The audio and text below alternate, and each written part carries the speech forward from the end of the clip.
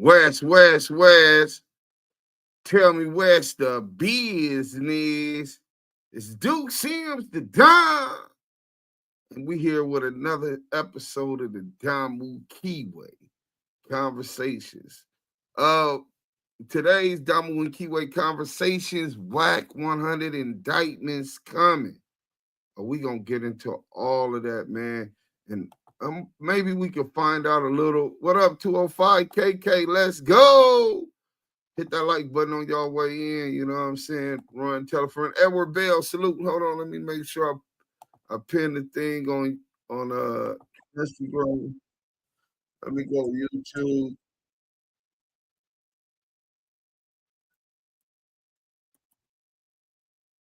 We live on YouTube.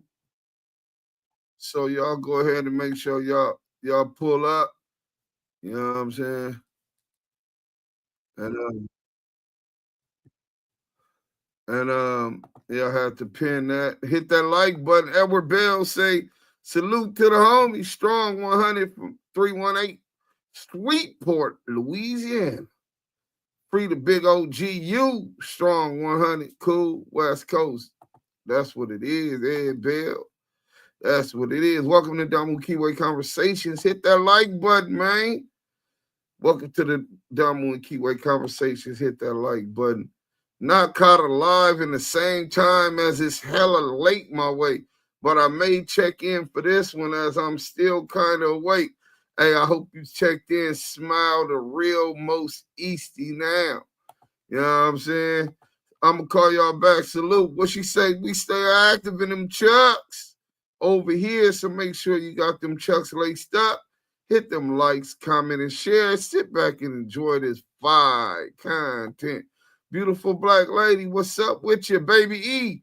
Trash Jones, let's get on them, Duke Sims. Hey, man, we definitely getting on them for sure. Watch, baby, for life. What's up, Duke Sims? What's up? What's up, baby? Heidi B, the gorgeous Heidi B. Salute, Duke Sims. Salute to the chat, 205 KK. Salute, y'all. You know what I'm saying? Binky Mac, salute Duke Sims the Don. And Yael, the Kiwe pop star. I expect the Kiwe pop star to be entering soon. You know what I'm saying? He usually makes sure he makes a grand entrance. You know what I'm saying? Spirit Wonder, shout out to the Damu and Kiwe Conversations and to the chat. What's up with y'all? Salute to the whole Damu Kiwe Conversation squad. Nino Black, salute to everyone in the chat. Renegade Duchess, salute. Hey, man, I hope everybody, I'm in y'all prayers. Today might be the last day y'all see me with this face mask. I got them cavities in both of them wisdom teeth. They'll be pulling them out, oral surgery in the morning. You know what I'm saying? I'm still going to try to go live tomorrow, too. But this will be the last time I have to do that because as long as they pull them out and I don't have that hole in my mouth, I ain't got to worry about the air because it's hot as fuck today. So the AC's on. I don't have to worry about that air conditioner hitting my gums as much and my nerves as much while I'm talking. You know what I'm saying? Spirit Wonder, what up? Beautiful black lady, what up? I'm trying to look at the picture. I see you trying to show some off from the side. G-Mac, 2-1, Damu and Kiwe Conversation is the realest for sure. With our active red and blue chucks, man, you already know. Zoo Life, what's up with it? Jersey in the building. Shout out my boy Zoo, and shout out all of Jersey, man. Don Armadano, Robles, greetings from Pennsylvania. Shout out to PA. We up in here. Jersey, PA. Well, who else up in here? G-Mac, the pimp. Hi, beautiful. The Tweakins here. Salute to Active Chucks. Just squabbled the like button. Hey, man, you know, get that fade out the way like a fade in the county jail. Get it right up out the way. You know what I'm saying? So you can go ahead and wipe your bunk down and, you know, make your bed up. You should rest tomorrow. Man, I'll rest when I die. I got to run this bag up. Renegade Duchess, salute. You know what I'm saying? Big Charles. 3796 South Normandy, West. Hit that like button. Y'all hit that like button when y'all come in. Let me see how many y'all done hit, because if y'all ain't hit it, we ain't finna start this content. We is not doing that today. We done gave up on that shit. All that. We gonna just run the content and y'all don't even hit the like button. Y'all just be in the bushes watching and all of that. That's over with. That time came and went. You know what I'm saying? That time came and went. Let me see where we at. And we gonna get this poll going. You know what I'm saying? Let's get this poll going. Oh yeah, the poll still ain't going. We finna get it going though. Let me get this poll going. Boom. Start a poll. Is what is the reason no one's being charged for no jumper beatdown? Because, well, I just put cause bigger indictment coming.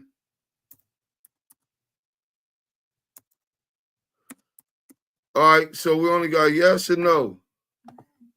I want y'all to answer this question for me. Stay active in the chat. You know what I'm saying? That's what we trying to do. You know. So let's go. I'll go faceless, Deuce.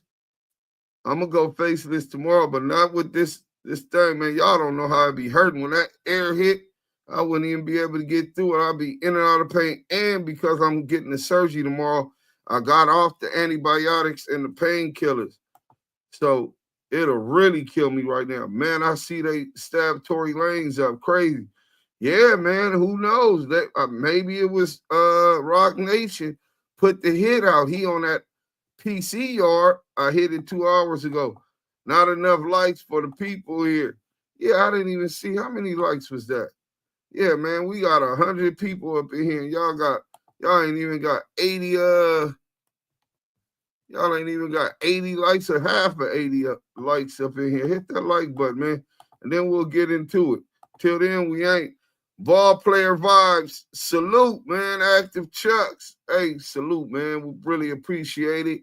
You know what I'm saying? Yeah, this is crazy. Inglewood tapping in. Inglewood.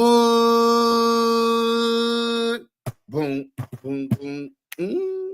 Up early in the morning. Waking up, jumping out of bed, smoking chocolate on some chronic. Now my eyes all red. Little motherfucking hawk say, you niggas know me. I'm the same motherfucker that killed your dead homies. Y'all know me. Shh. Long hair with the goatee. Doing licks with the OG. Hey, New Kim, you from Inglewood. You know about that? If you can tell me who that is, we might have some new merch coming. And you might could tap in and get one of these new t-shirts. I talked to dog. You know what I'm saying? Renegade said, I'm active in my chucks. Yeah, let's hit that New Kim, you know who that was? I started a verse. Nobody knew who that was, huh? I mean, you got a clue. It got to be somebody from Inglewood, at least one person on that song from Inglewood for me to be busting it. You know what I'm saying? Let me see, Damu Kiwe Conversations. Yeah, y'all still ain't figured it out, man. All right, I guess I'm old, man. That was 2 before. 2 whoops. Trees. Yup, didn't hear it. All right, here we go. New Kim, you got the tactical advantage being from Inglewood. Up early in the morning, waking up, jumping out of bed, smoking, choking on some chronic. Now my eyes all red. Little motherfucking heart. Say you niggas know me. I'm the same motherfucker that killed your dead homies. Y'all know me. Shit, long hair with the goatee. I'm doing links with the OGs. Baby E already knew who it was. Nigga talk shit to me and pop a cap in that ass. Eating ass on the video. Really, though. That's 2 famous dogs, Lil Hawk and B Brazen. Baby E knew who it was. Nigga, I ain't from Compton. I'm from Crenshaw Mafia. Joey Westside. What's up with it? Salute to you, King. Poogaroo, bragging, hashtag ETD. That's a fact. Let's see how many likes we got up in here now, man. Hopefully y'all hit that like button on y'all way in. Oh, yeah, we need to get a little bit more in. Matter of fact, and I don't know where the Kiwe pop star at, but he'll be coming in. Luce Cannon said that, yeah, man, I know all the Damu Riders by heart. Me and Spider went to El Camino together. Then me and LaHawk was in the pen. That was his dog. You know what I'm saying? Rest in peace to the homie Spider, Crenshaw Mafia, man. You know what I'm saying? And then Brains used to come to the hood when he was fucking with Liz. Liz was working for Cudahy at the time, and Cudahy was the first nigga that gave me a record deal. You know what I'm saying? First time I started recording all of that. Just a few records, nigga. We need to get them likes up. Let's get them over 100. That's a fact. Matter of fact, we're going to go ahead and chill up in here. We ain't going to play none of that because, that thing be so disrespectful. You know what I'm saying? Let's get to some of this real quick. Y'all acting like y'all turned down. Man, y'all got to turn this shit up. Let's go over here real quick. Matter of fact, we ain't going to do it from there because that's the radio version. Hawk, my guy, 104 facts. Yeah, man. Hawk is a dinosaur now, man. I'm so proud of him. He got out. He stayed focused, got back in the studio. Every time you see him working some, nigga, he working some music, man. All that time, they kept him up for a crime he didn't commit. You know what I'm saying? That was the craziest part about that. Nigga put in all that work and get away with it, and then they lock you up and frame you on something you didn't do. I know y'all like, damn, for real, yeah, 25 years for a crime he didn't do. That's nasty work. Hit that like button. Yeah, we show far from 100. That's all right. I'm just gonna play a song. Maybe y'all like it, maybe y'all don't. It's old.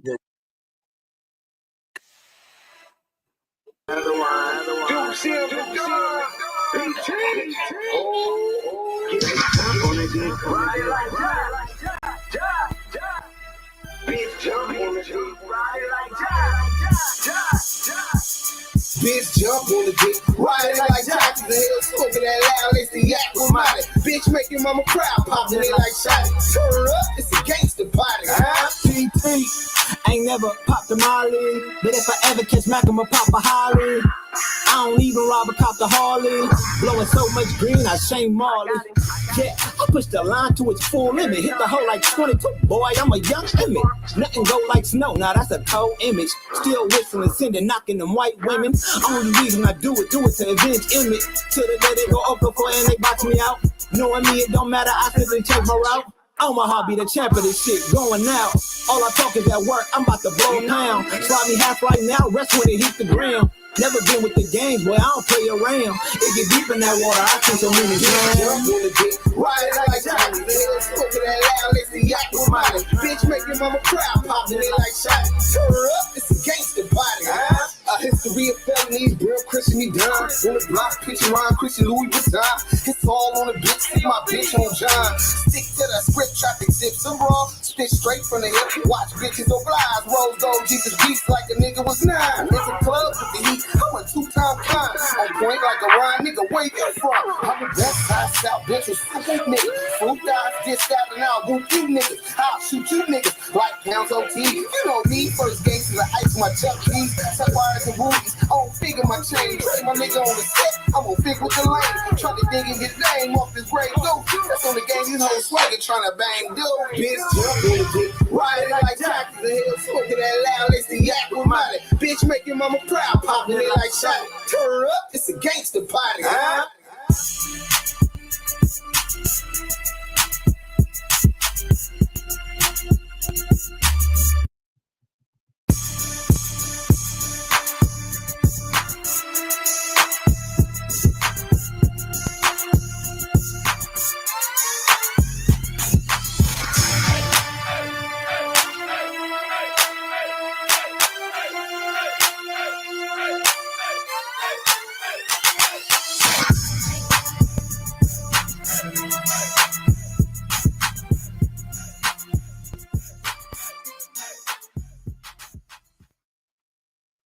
We still ain't got enough likes. Y'all, what it do? What I didn't get this Drake on tatted. Man, listen. Hottest podcast on a YouTube live right now, man. Are we on Clubhouse? No, sir. Oh man, we straight to it, man. Straight like that. Y'all know what it is. Y'all see the title, Damu Kiwe Conversation. WACK100 has an indictment on the way. I know you guys just raising your eyebrows like, wow, is this true? Hey, we finna find out. But listen, y'all sitting with one of the hottest podcasts on YouTube right now. Salute to the chat. Y'all know that's where it's at. Salute to the Blue Wrench mob that's on their job. And salute to the friends that tapped in, that told a friend. Make sure you like, comment, and subscribe to this content. Y'all sitting with Deuce M's, the Don. Y'all the Kiwe pop star. Bringing y'all the receipts, the authentic voices of the culture, and the West Coast. Damu Kiwe Conversations. Yeah, I'm also looking for this document where we had all of the discovery in it on the case with Selena.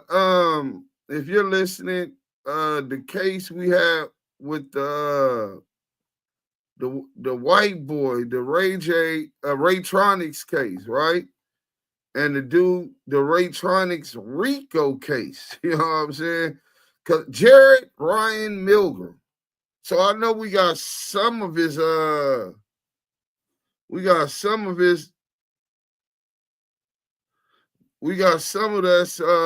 paperwork, but I'm looking for the link which sent me to the discovery, because I want to get into all of that after we go through all of this content, because I think people forgot that Wack already had some legal issues, and the modus operandi and what was being accused was vicious.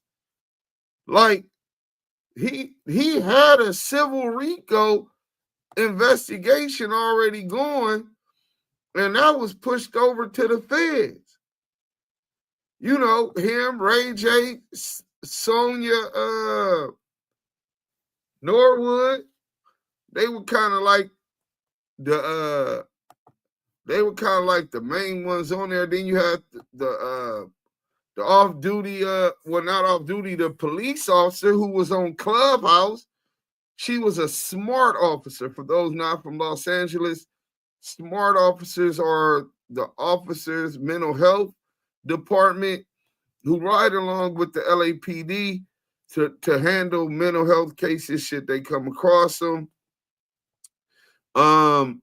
Let's see where we at with these likes, because if we where we supposed to be, then we can get started. If not, I'll just waste time again, because y'all wasted my time. The least we can do is get that thing over 100 likes. We shouldn't have to do this all the time. We got 173 people in here and ain't got 100 likes. What's up with that, bro? Niggas is haters. Iced Out Chucks is diabolical. Oh, yeah, you liked it that. Not Wack, no 100. Teasy, salute. Iced Out Chucks is dope. Just gave me a idea for the wedding. Oh, y'all didn't get that? You know me, first gangster to ice my Chuck T's, sapphires and rubies. Remember that. Gotta have the sapphires and rubies in that chain. Wait till there's money. Wait till I get this house, and then I'm gonna show up and show out. Teasy. La Familia, hit the button because I did on the set. Wacky Rat 100 gonna bail out as soon as they book his scary ass coward. What YTF, you wearing a mask, my dude? Hey, look, bro. I don't know what kind of freaky shit you want. I explained it already, but you seem kind of pressed. You know what I'm saying? To look at a man's mouth. You know what I'm saying? But you're gonna get yourself sick. Deuce and y'all, what up, homie? I'm watching with my popcorn, waiting to see Wack go to jail and truly expose himself. You know, bro, it's entertaining, bro. It's like it's entertaining, bro. When you sit and you just listening to it, and you get to hear all the like intricate parts of how these niggas be telling, when they started telling, why they started telling, Why they gonna keep telling? You know what I'm saying? Like, bro, and guess what? Dude Sims and y'all gonna be on your melon. You understand what I'm saying? So yeah, tune in, roll up, and hold up, because it's that content is content. Oh yeah, and we finna get into the content. We got 171 people in here. Everybody that just coming in, hit that like button. You know what I'm saying? Amazing Glare Sis Bro. Salute to you. Thank you. Let's get to this content though. I hope y'all participated in I hope y'all participated in the poll. And this is exactly why we know CS2 back gonna have an indictment since the feds is believing Luce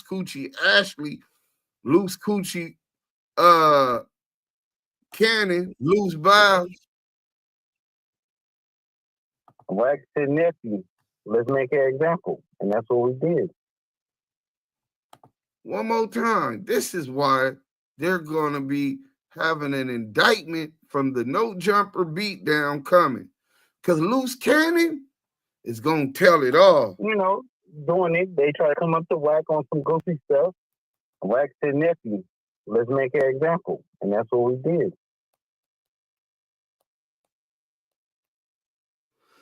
So let's get to this. So y'all saying, well, what does that mean? They're not just gonna believe him. Well, when we get to this no jumper beatdown, right? Let me stop sharing that real quick, right? When you get to this no jumper beatdown, that's only the beginning, right?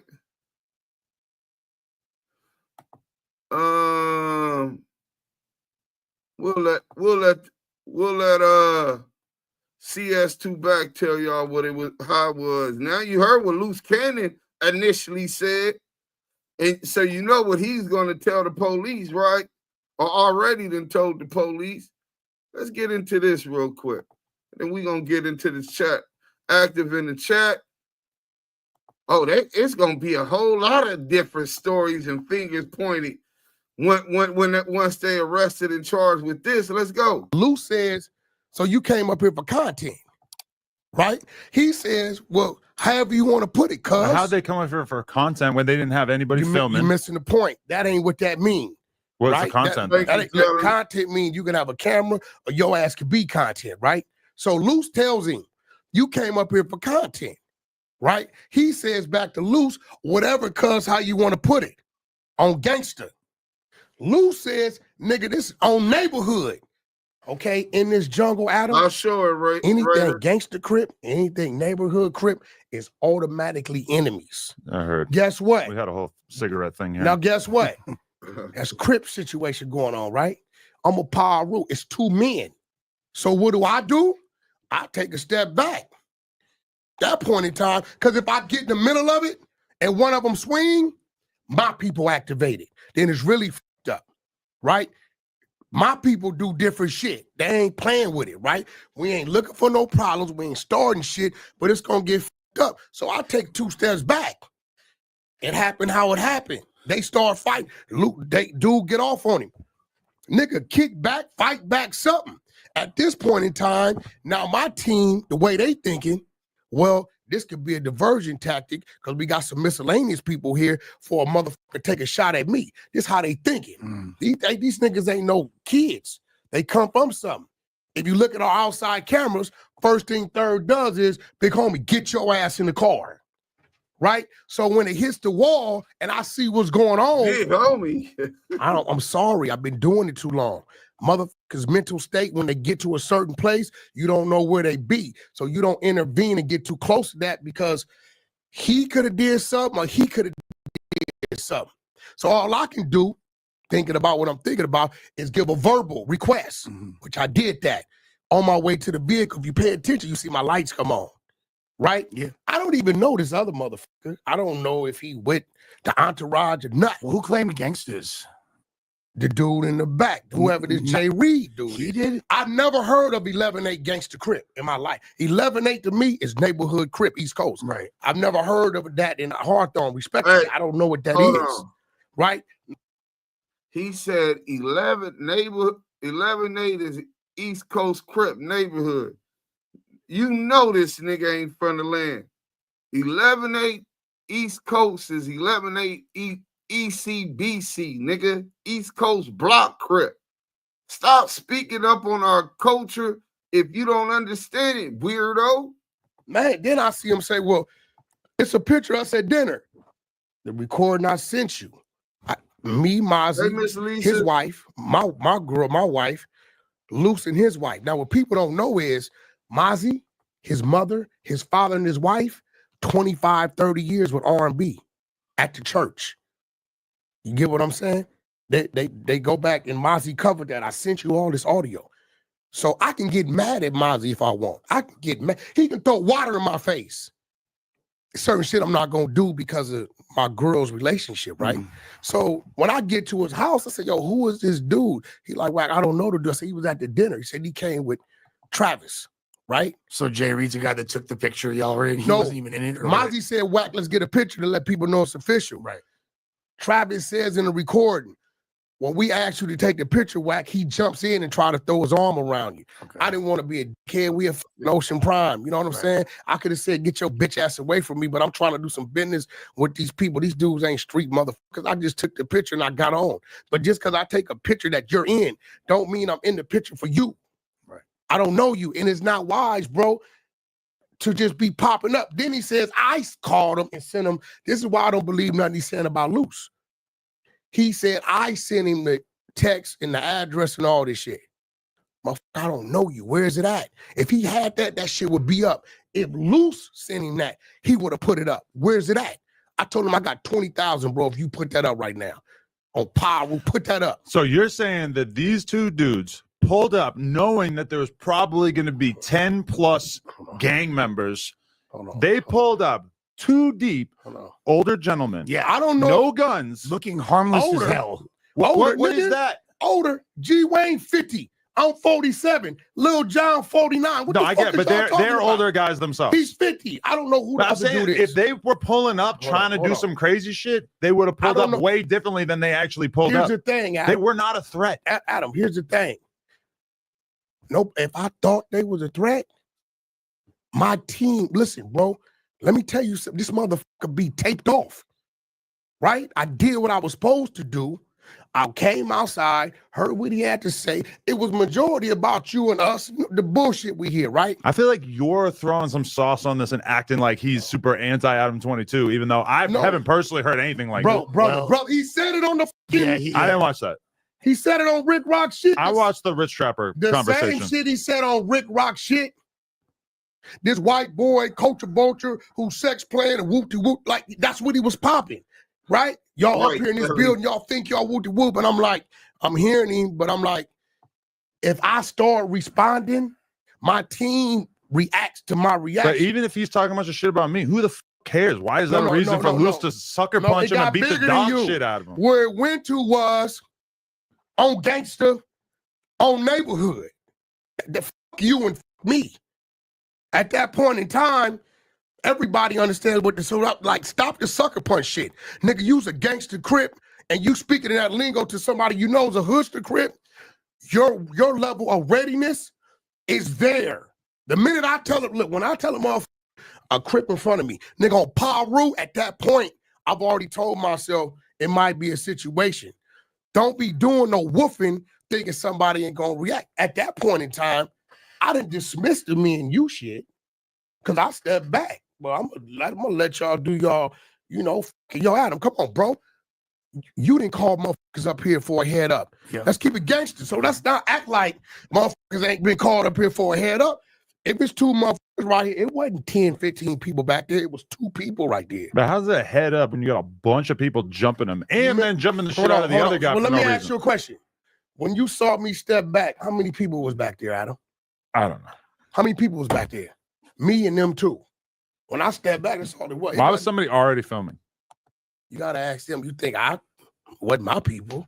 I don't know who put that shit out. I don't know how the I'm What also I supposed to know? It's also confusing that okay, so you said this fool is claiming this 118 He gangster, said it. which and 118 like you said, that's like a Hawthorne area, but he from the IE, right? Who? Jay Reed. No, he from Hawthorne. Oh, he from Hawthorne. Okay, I yes. guess he love make gangster crip. Some Hawthorne. He's shit. talking a lot in that Rick Rock interview all about the IE, Yeah, but he shedding from, light on the no, IE. he from and- Hawthorne. I got a call from my man Bodine, which was the one, you know, he does security for Jaden, right? His nephew, I guess, is one of the dudes that helped start whatever this is. I'm gonna be real. I've never, respectfully, I never heard of this gang.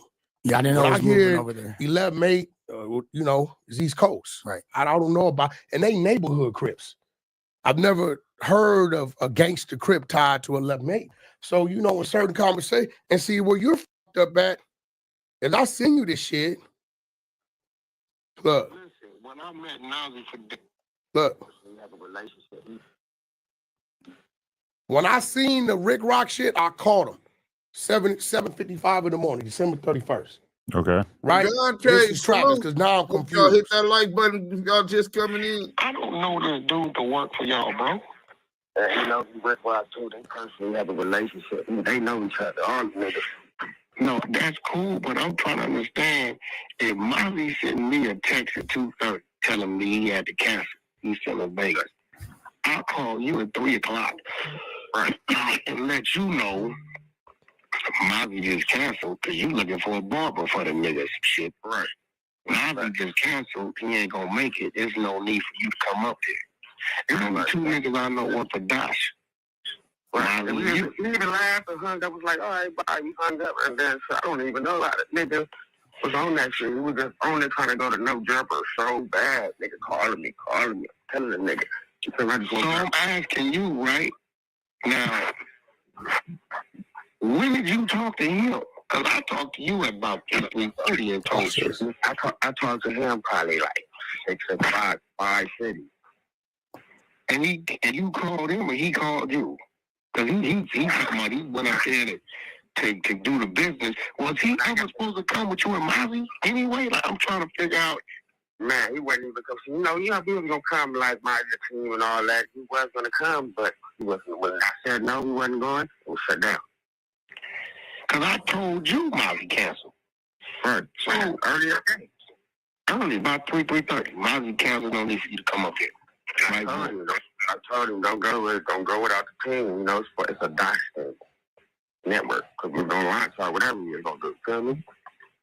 Yeah, but why did he tell this man that he came up there to get the deal done with me and Mozzie? Yeah, he can't talk to us. He can't do Mozzie. Don't even talk to Jay Reed. You don't have no contact on Jay Reed, nothing. Now watch this, bro. When we have to, he can't speak for us either. I told him. That's crazy right there. Bro, I called the owner after this shit. Peace, Because now I'm confused. Listen, when Why are you up here? For dinner, not Mozzie, his wife, me, my wife, Here goes your his dinner. wife. I knew you was gonna be there. When the dude showed up, when y'all got there late, actually, right? When y'all showed up, I knew who you was. And when he said Jay Reed, what I tell him, I said only Jay Reed I know is the homie from Inglewood Families. Right. Ice Burgundy, brother. Yeah, I know you. I told the nigga, I'm tired of niggas. Man, I hate it. Damn near like it's some community shit because it's like, nigga, don't force yourself on a man. If a man say you don't know you, you don't know you. Right. Nigga, just because I walked through a club, nigga, and you waved at me and I gave you a head nod, don't mean the fuck I know you. I don't know you. Right. You know what I'm saying? The picture I took the picture because I was asked to take the picture. I might have been by you or Mozzie. Right. Watch this. Yeah, in the middle of his arm on your shit. After that meeting, he was just like, he was big Gosh Network out there. I guess that he felt that he introduced us. I'm Gosh now. And I told him many times, you're not. No, I told Mozzie day one, I said, bro, I don't know the mother dudes. I know who Travis is. That's your guy. I said, but at the end of the day, I'm not dealing with nobody but you. I don't know them other dudes. I said, he said, well, Wack, I really don't know Luce. I said, that's cool. Luce. How's he want to deal with Luce? That's how I was saying again. Wack and Molly. And then if I Can't imagine why. I hit you. I don't know. I'm trying to figure out why this nigga telling nigga, you was never, I never seen you. I don't even know your number, nigga.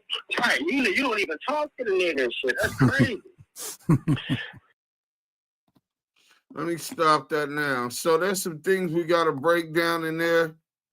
And I know a lot of y'all might not have been paying too much attention, right? But there's some key things in here that you got to really pay attention.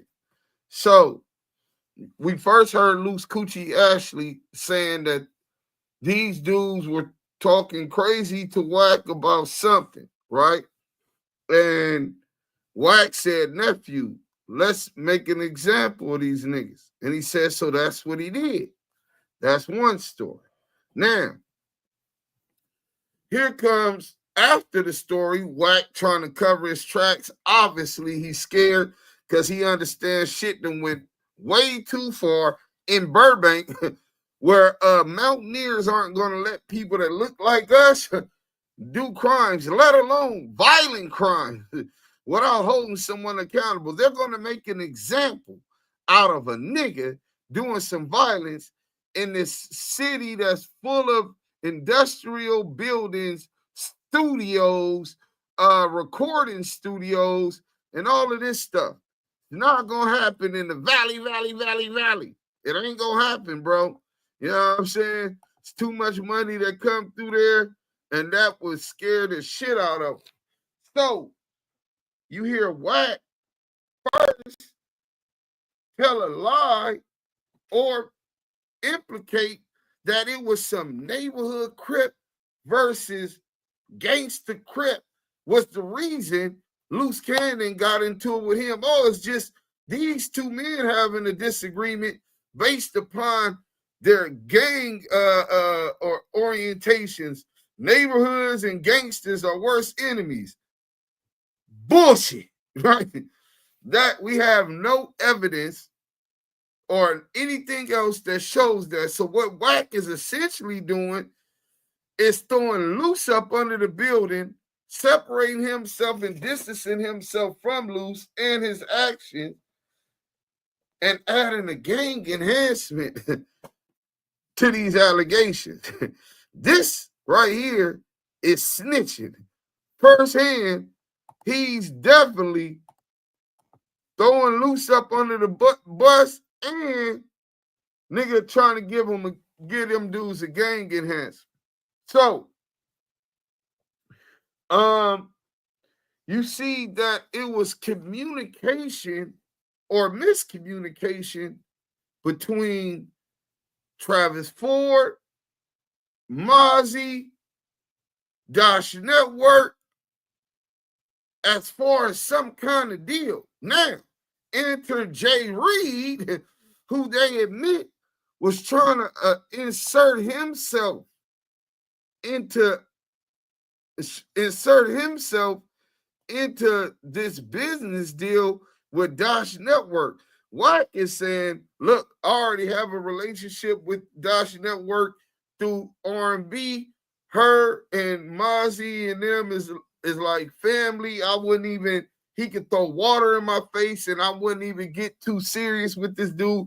There's things I wouldn't do to him because he's like family.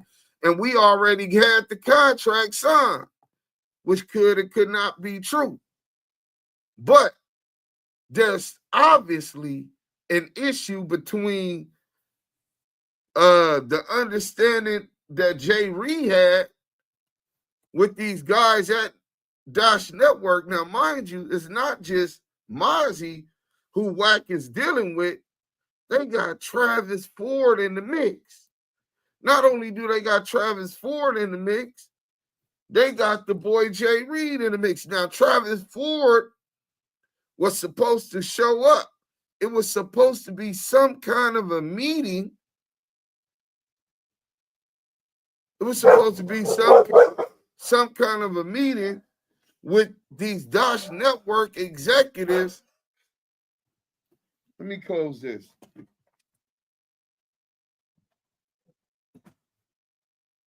With these Dash Network executives and Adam 22.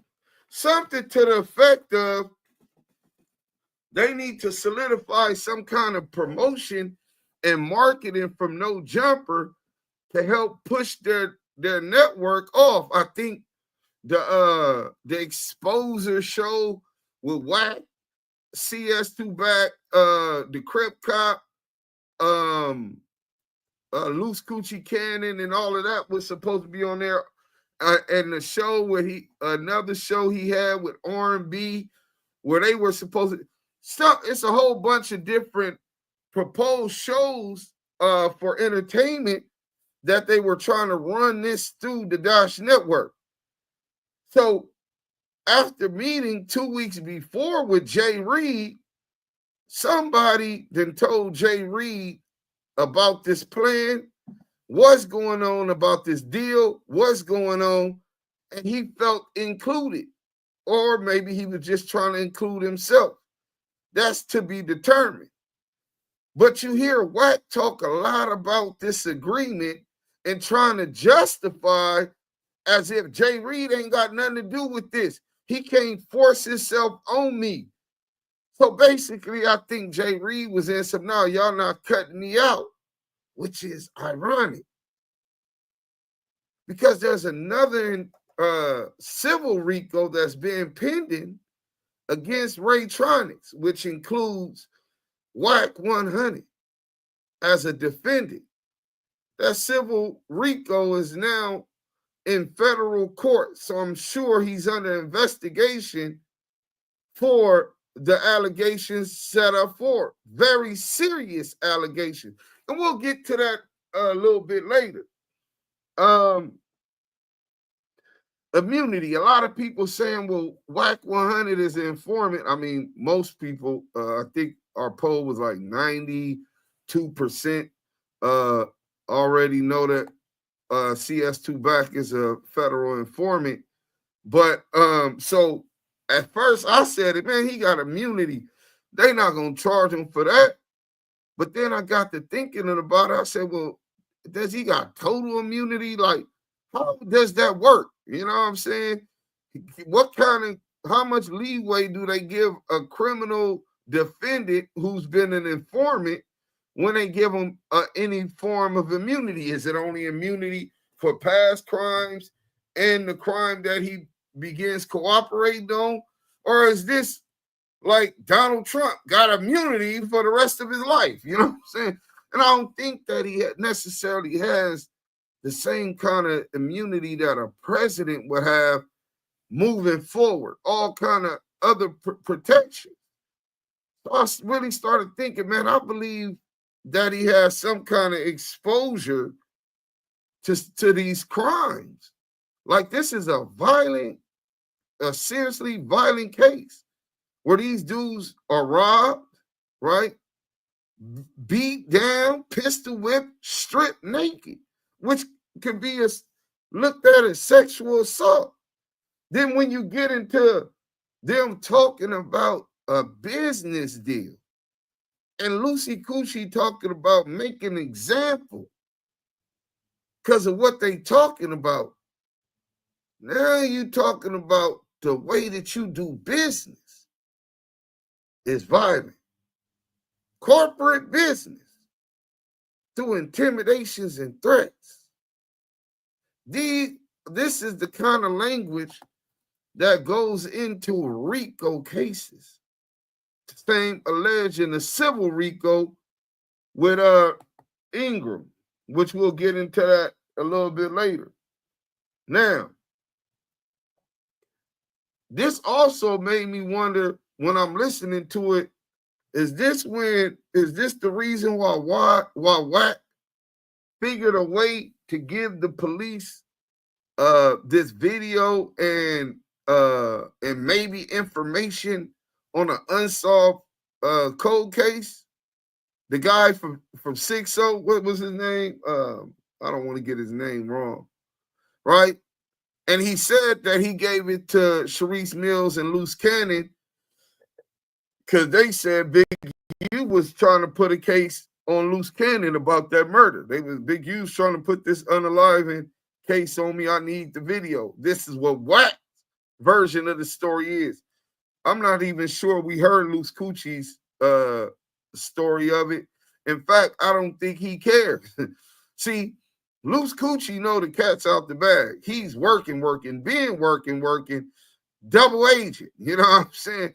He was targeting Big U and WACK100 so that he could stay out of jail. So he doesn't care whether or not people know that he's working. But is that why WACK100 felt the need to give this video of an unaliving to academics in these other platforms? There's a reason why we didn't show that unaliving on our platform. The number one reason is out of respect for the dead and those still in mourning. I don't care how long ago that was.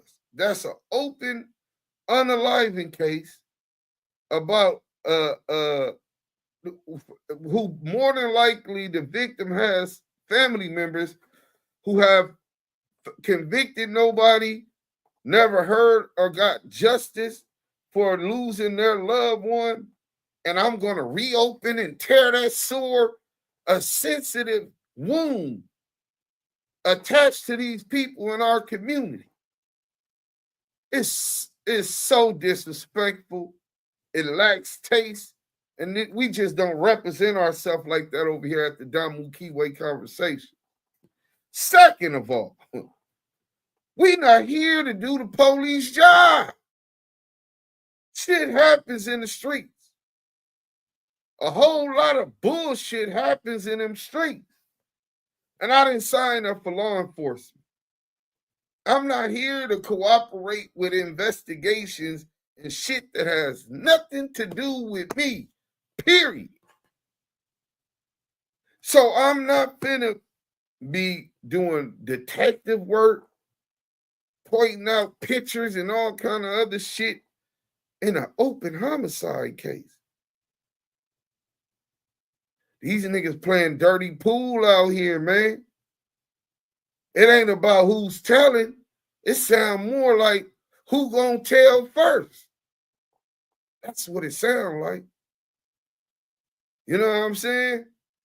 And I'm not trying to participate in the 2026 Snitch Olympics. You know what I'm saying? That ain't my get down. And I'm sure Yael, how he hates rats, would be on my helmet if we participated in some fuck shit like that. Now, Luce Cannon, remember this also, Luce Cannon around that time was really adamant about trying to get a position and a job working in No Jumper. Was this an extortion move on No Jumper? Was this demonstration supposed to instill fear so that gives them the edge they need to lock in No Jumper? Or the Dash Network? Threat, intimidation, and violence. These is the questions that come to my mind when I see this. And then the last thing, Jay Reed was talking and acting as if he was an executive with Dash Network and in the planning and deal with WACK100 and Luce Cannon and for the Dash Network. Even showed up after Travis Ford was said that he wasn't showing up. Frank M. Holler, salute, peace to the chat on this knowledge, wisdom, all being born to understand it. So I just want y'all to do that. You know what I'm saying? Let's get to this next video, man. Because sometimes you just got to listen to these dudes and their story. So this one is Vlad. CS2 back goes on Vlad, active in the chat. And he tells a different story. Let's go.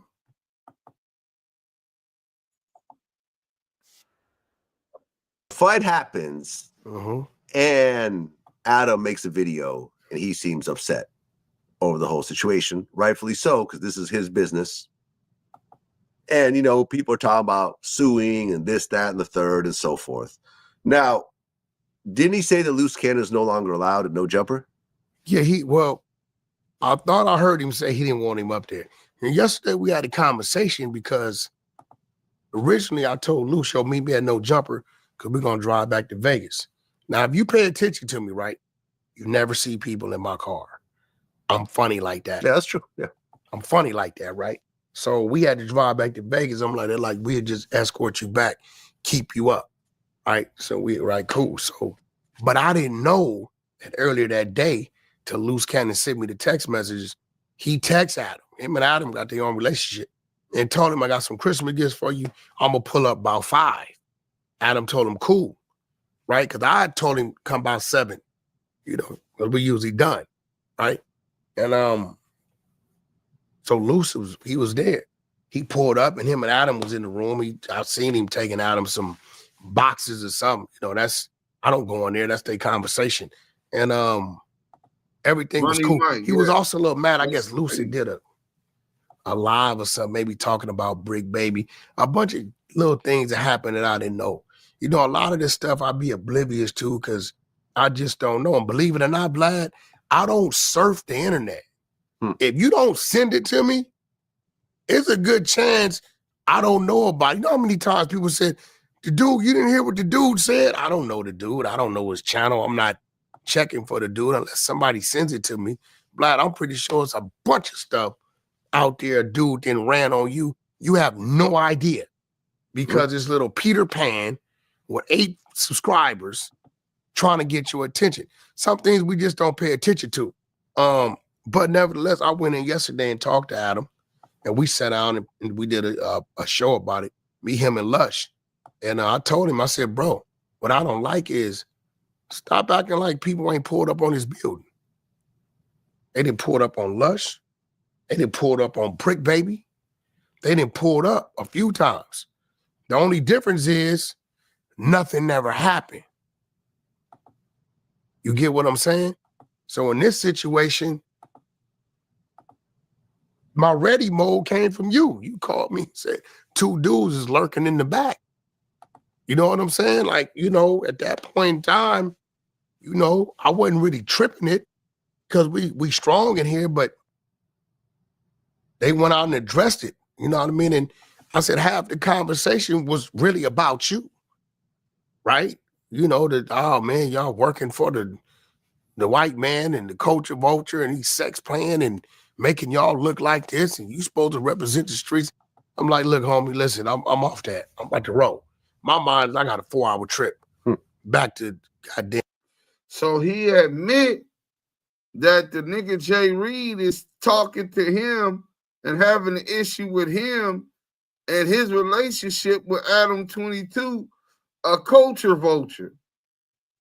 This is what it is. So what it sounded like now is that Adam 22 was this nigga was disrespecting Adam 22, and these house niggas wanted to prove to Massa that they were some good niggas. Yo, I don't know, man. Tell me what you thinking about that, bro. Cause this nigga now saying that Jay Reed and them issue, Coco City 81 salute, that this nigga Jay Reed issue is talking about y'all got this the culture on the West Coast looking bad. Y'all got this motherfucking cracker sex playing y'all, you know what I'm saying? And all of this, he's a culture vulture and this and this and that. So now I'm thinking about to what Luce Coochie said. Luce Coochie said the nigga came at Wack on some goofy shit. Wack said, nephew, let's make an example out of it. And that's what we did. Right. So me knowing Wack-coon, hashtag Wack-coon in the chat. No, hold on, let me put that in there. Hashtag Wack-coon. Wack-coon. Wack-coon 100, nigga. Hey, You know what I'm saying? don't call me something. Hey, listen, I told niggas, just because I do what I do, don't mean I don't do what y'all said I didn't do. I did it. I'm a coon. I did what I did. Yeah, nigga, we know you was a coon. You know you all that raccoon. So he wanted to prove to the slave master on the Mm-hmm. plantation that he was a good nigga. Oh no. But we got a good master, He's a good cracking the whip on him. You know what I'm saying? Uh-huh. Nasty work, bro. I'm agreeing with that because now when you hear the story, now when you start to hear things and you start breaking it down and you start analyzing and you start putting two and two together, when Luce Coochie said that, you know, they came up there on some goofy shit, and Wack said nephew make an example out of him. It's starting to seem like that's the original story, but because of the indictment situations, being forthcoming with these things, CS2 back is like, I got to get the hell up out of here. I can't have that and this. You know what I'm saying? Like, I ain't trying to go to jail, so I'm finna back up. And we in Pale Man Land too, out there in Burbank. Yeah. Yeah, he ain't CS2 back. He's stupid, but he ain't that stupid. You know what I'm saying? The nigga stupid, but he ain't that damn stupid. You know. But at the end of the day, it just sounds like exactly what you've been saying, dudes. Like this dude is took in the back seat, hence the word back, because he knows what's coming. He stepped back when the situation happened. No, you did whatever you did, said whatever you said, and the outcome is the outcome. Moving forward, them people picked up that situation, and Luce Coochie is not going to not give you up with no hesitation. He's already talking. He's already, hey, sweetie. Wack. He said nephew. I nephew. They came up here on some goofy shit, and we made an example. So we did. Yeah, nigga, you did. And he knows that. So now he's trying to get us. He's trying to whack weasel himself. He's the weasel and whack. He's gonna try to weasel himself up out of this, and put the case and put everything on Luce Coochie because he does not want to go to jail. He doesn't want to be in no cell where niggas is gonna be pressing his ass, bro. That nigga scared to go to jail. You out here big woofing it, Mr. Woofer. Hey, big bad wolf. Hey, cause when the gangster crib, when the 118th Street gangster, I'm associating that with neighborhood crib. I'm thinking that's neighborhood. Automatically, boom, boom, boom, it's going down. Young Jock. Nigga, shut your bitch ass up. You know damn well your motherfucking ass went out here. You was the orca. SeaWorld, nigga. SeaWorld. You were the orca. You put this shit together. Now that it came together and you don't like the way this motherfucker everything playing out, you ready to get your ass up out of there. But nah, my snitch, my nah, snitchy. Your ass got some explaining to do. You got some explaining to do, and you're gonna do it on the stand. Or you probably already took a proffer. Ain't no telling. Ain't no telling, bro.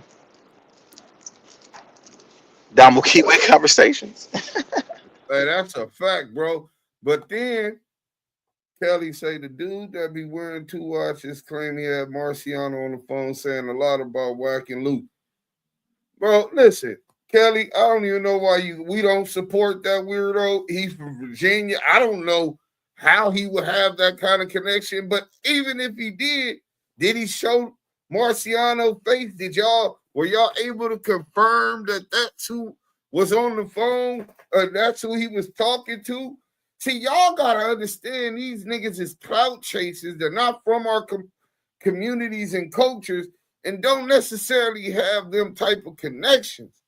So I don't know if that was Marciano or not, but I don't think y'all know whether that was Marciano or not.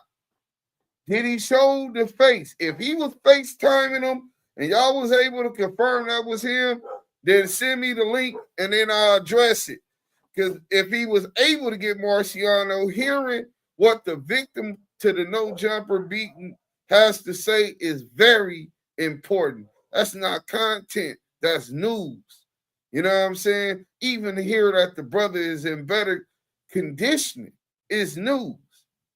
So I know I would love to see that the brother made it out of the health issues he was having as a result of being victimized in the no jumper beatdown. You know what I'm saying? And I would love to hear his story. So if he can confirm that that's him, please send me that link. If it's just him on the phone, bro, that dude could be running a CS2 back play. He worked with CS2 back anyway. Let's go here real quick because the brother said he never seen the whole thing yet. So I'm finna let him see this. Let's go ahead and go here, right? I'm gonna blow it up a little too for you.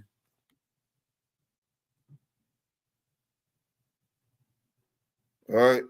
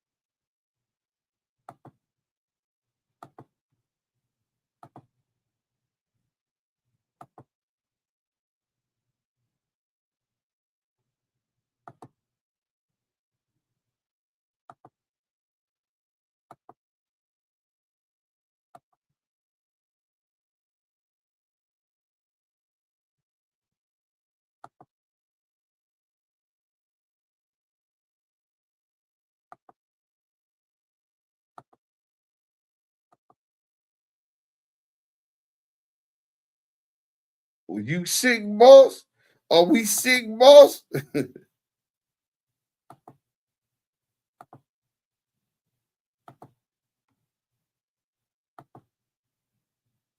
Hit that like button if you just coming in.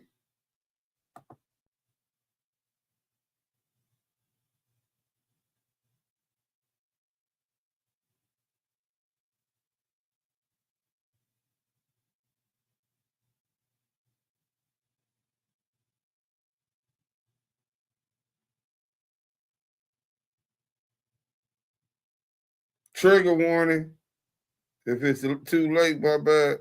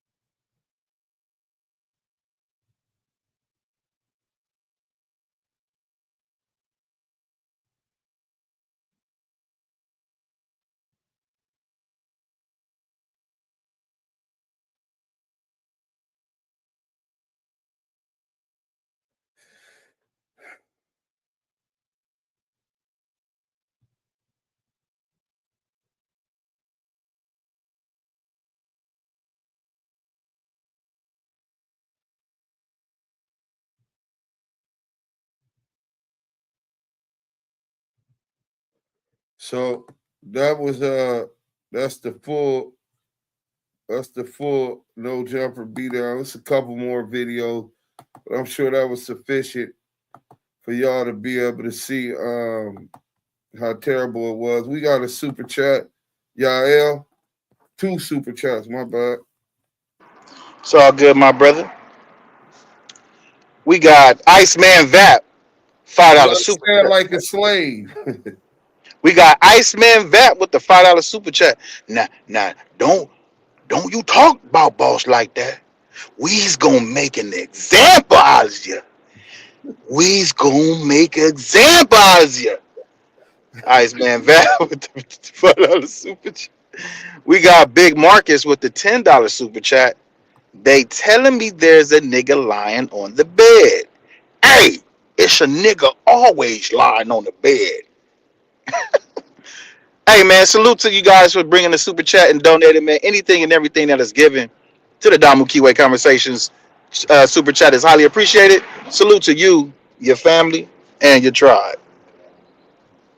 Let's get into the chat a little bit. No plantation pass. I'm thinking about doing a casting call for the Wiz, the no jumper version. Stay tuned. Imagine the size of the bubble. WACK100 must be twisting to try and get ahead of this.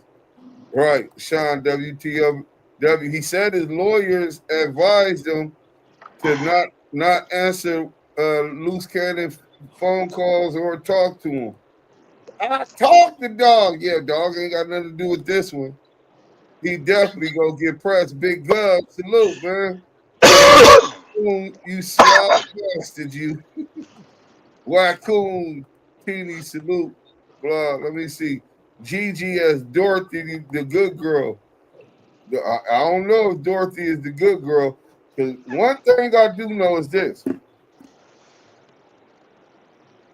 Dorothy told me that she was interviewed by the Riverside police. She told us this years ago. Oh shit! Interviewed her. When remember Luce Coochie tried to place her as the person that set up those robberies or something out there in Riverside or wherever they were at, Corona, or I don't know exactly where they were at, right? So she already had told me she was in contact with the authorities there. She talked to him and assured me recently that she still talked to him. She also was already talking to him about being the domestic violence. In fact, Luce Coochie actually got 2 warrants before he caught this case. One of them was for domestic abuse on Dorothy, and the other one was, I think, a parole or probation violation or something. So she already was cooperating with the law enforcement out there for that and that. Recently, she assured me that the no jumper investigation was already concluded, and that she talked to the investigator. So I'm like, you talked to an investigator? She like, yeah. I'm like, damn, you wasn't there. Why would they want to? So I figure maybe because she know a lot of the IBM dudes, they might have wanted her to identify some of them or something. You know what I'm saying? Or for whatever reasons, maybe just they want to know the whole story about who Luce Coochie Ashley was. You know what I'm saying? But she said it was the Burbank police. I don't know if she's being truthful on that. You know what I'm saying? But she said it was wrapped up when she talked to him. I didn't ask her when she talked to him, but she said when she talked to the Burbank police about the no jumper beating, they had everything that they needed, and they were already wrapping it up. So that brings a question to my mind. Well, if they were wrapping it up, why haven't we seen any charges filed on anyone on that video? And you know what that makes me think? They're not bringing charges right now because they're building a bigger case. I think that there's an investigation ongoing and that they're trying to RICO these niggas. So I can't prove that. I don't have no reliable information. I don't know those type of sources and people. But just in my experience in the underworld, you know what I'm saying, doing federal time and all of that type of shit, in conjunction with this alleged crime of how they do business, and in conjunction with Jared Milgram's allegations in civil RICO case, which implicates Cash Jones as the one that did all the dirty work, threatened a Caucasian, Imagine a nigga threatening a Caucasian man with his booty goons. I got my booty goons. I sick my booty goons on you. And crooked police. This is all in the paperwork. So when I get to thinking about this situation, that situation, and then a lot of other, and we'll get to the Milgram case. I've been looking for the discovery so I can show y'all exactly how deep that goes, right? Adam is the one that can cross Weenie one out in the end. I don't support dude. I rock with y'all. That's why I ain't say his name. I just want to see whack ass go down. My guy rocks with Damu Kiwe, bro. 100. All right, salute to you, Kelly. I'm just making sure. I just was clarifying for the record. Y'all kids. Fact, shine light on it. He didn't take a back seat. He's over there now in Krishan Rock business, now trying to mess up her life because she won't sign up to his fake music company so they can get money trying to stop the interview. 600 Crip Cop as the cowardly lion. No heart, straight coward. Hey, bro, the Crip Cop would be the perfect cowardly lion. Big with no heart. He wouldn't even have to act. Damn, they thumping, bro. It's just sickening. He tells him to go to sleep, so he goes to sleep. When I first saw this, I thought that dude in the red hoodie was Brick for a second. 600 Crip Cop as the cowardly lion. No courage, soft as cotton. That video was a skit. Oh, Johnny Rules, that's what you believe? Hey, man, you better than me.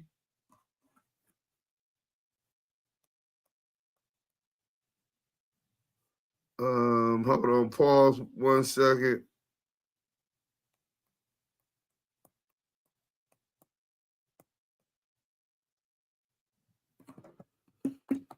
Wack is nasty and his work is too. Wayman Luce Cannon had a gun. 3-on-1 is wild. The damage was done, y'all. Yeah, it was definitely damage done. And whoa, yeah, yo. K. Peter, yeah, that's why everyone was appalled he didn't get arrested immediately. Oh, wow, I have never seen this version. Yikes. Yeah, dude in the red pullover seems very angry. His woman must have left him that night before he pulled up. DJ Academic says the 10-man, no heart. Ricky! Salute the dudes, salute to y'all, salute to the Damu Kiwe fam in the chat. Fact, man, I just wanted to make sure I went through some of this. Trapped out DVDs, clickbait at its finest. Clickbait? Bro, how are you going to say this is clickbait when I'm telling you that the indictment is coming? Listen, bro. Young Rome, salute. He already has indictments right now. We could get into that now if you want to challenge the Deuce M's, the Don. How dare you, nigga? You know what I'm saying? Don't you ever in your life, nigga. You know what I'm saying? You know what I'm saying? That was not no need for bro. He wasn't a real threat. Y'all get no stripes for that. That's wild. Hey, man, I agree with you on that, man. Man, they all need to be in jail for this bullshit, fake tough shit for content on some old innocent people. Is disturbing. I think they made content out of it, but I don't think that that's what the intent was.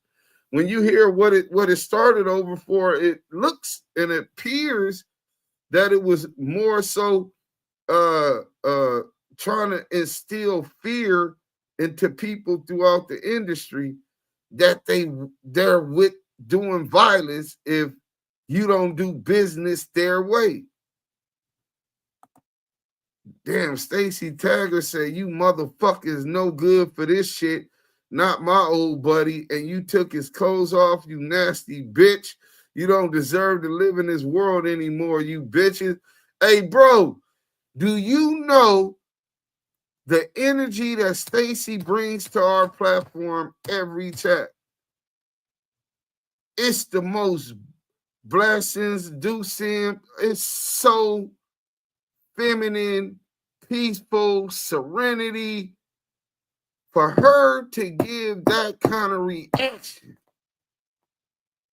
imagine what the reaction of the jurors are going to be when these dudes are facing trial with this video for participating in this video. Very degrading and humiliating. Like I said, CS2 got it coming. If he ain't report this to the Fed, Cash Jones as the Wiz, straight fucking fraud. Right.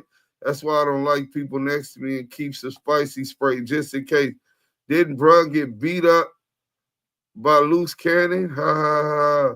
Oh, Trapped Out DVD. Okay, I see you's a cocksucker, man. You's a dick puller, man. Hey, listen, man. If that's your thing, hey, go ahead and live life on your knees. But we will assign and donate some golden knee pads to you. You know what I'm saying? You be in the runnings for this year's annual Oscar Mayer Mafia Oscar Awards, nigga. You know what I'm saying? So, yeah, man, let's get back to this. So, what else makes me think about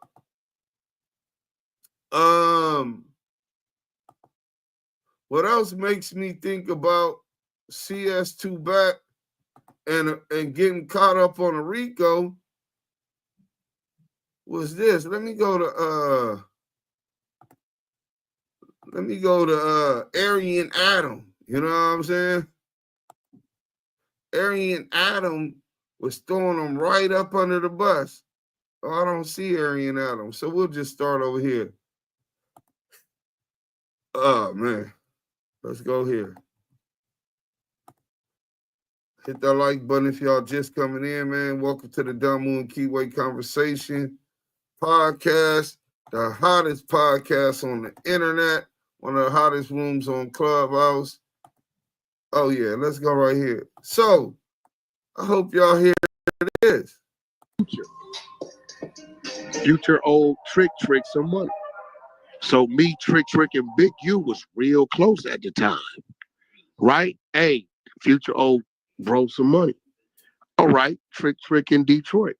Me and Big U on a red-eye flight to Atlanta. We coming to LAX. We coming through the security, putting our bag through the thing. Who we see on the other side? Future and the girl that's with the football player nigga, right? What's his baby? Sierra. We see Future and Sierra. I say, bro, is that who I think it is? He looked. I said, yeah. I said, you take. I got him. When we come to the thing, I say, hey, homie, you got that money for Trick? He take off running. I'm chasing the nigga on the dead homies through the Delta. The nigga runs into a terminal, and he runs into the Future. Listen to this again. Future old Trick some money. So me, Trick, and Big U was real close at the time, right? Hey, Future old bro some money. All right, Trick in Detroit. Me and Big U on a red-eye flight to Atlanta. We coming to LAX. We coming through the security, putting our bag through the thing. Who we see on the other side? Future and the girl that's with the football player nigga, right? What's his baby? Sierra. We see Future and Sierra. I say, bro, is that who I think it is? Definitely poisoning the community. I said, yeah. I said, you take. I got him. When we come to the thing, I say, hey, homie, you got that money for Trick? He take off running. I'm chasing the nigga on the dead homies through the Delta. The nigga runs into a terminal, and he runs into the Future. Future old Trick. So here you got CS2 back pulling a loose coochie Ashley, implicating himself in attempted extortion and or a physical attempt to physically assault musician rapper Future, right? He said Future was with Sierra and the football player with Sierra, and he say Future tore ass through LAX, implicating himself and Big U in this what you call it now. This investigation been going on for some time. And as I told y'all before, Luce Cannon wasn't just sent to target Big U. Luce Cannon was sent to target Big U and WACK100. You know what I'm saying? And he got Wack. He got him. Wack always talking about other people's business, always talking about my diaper company got $200 million contract in the Congo. Nigga, my people in the Congo is diplomats. Nigga, they said, man, we ain't got no motherfucking deal with no motherfucking diaper company. $200 million? What the fuck we gonna do with $200 million worth of diapers? Yeah, this is crazy. Said, man, they told me y'all was using them for the monkeys because the monkeys is shitting everywhere. He said, man, my country ain't got no $200 million to spend on cleaning up monkey shit. You know what I'm saying? So you got that one, right? Slim Gang TV, salute. Yeah, Spider and Mafia in peace. Ain't no question, bro. That's the bro. Black ass Billy, man. You know what I'm saying? Mafia in peace. I used to stay with Big Hog. Okay, Slim Gang TV, I didn't know you was among such reputable. Whack ass female waves. Can you imagine him locked up with a bunch of real dudes starting drama? Hell no, bro. That nigga we would have been called his bluff. You know what I'm saying? See, one thing about them jails, right? Niggas, all that huffing and puffing, niggas gonna call your bluff, my nigga. You gotta show and prove. All that talking ain't nothing. Usually the little dog that does the most barking doesn't bite at all. You know what I'm saying? So niggas gonna call that out. You gotta show me, my nigga. Central. Yeah, right. Then this one.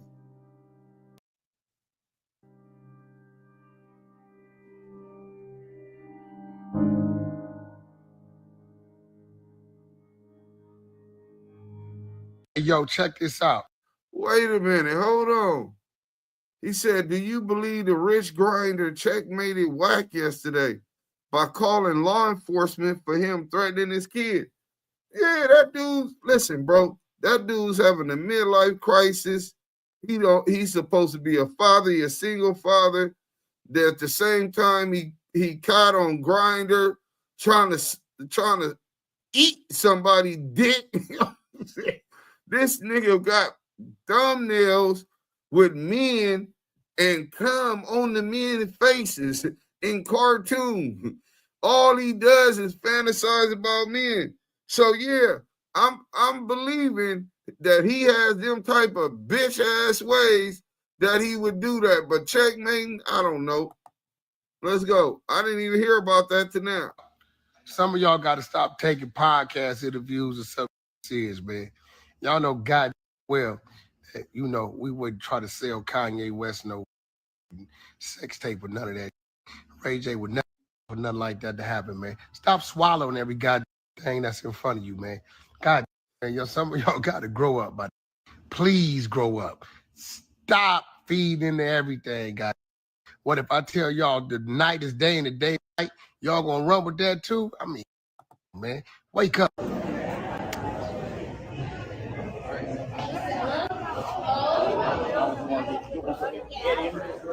So,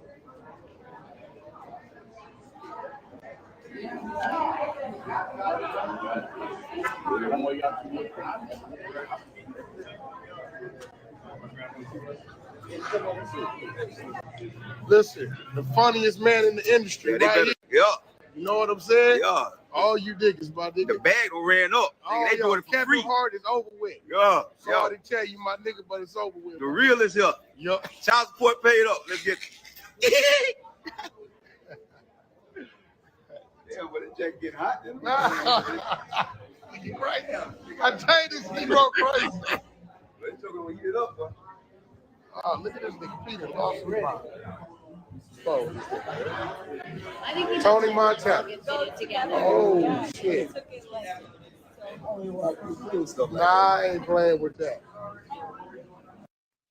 Hey, listen to this. Hip Hop Business Daily say it's some police ass shit.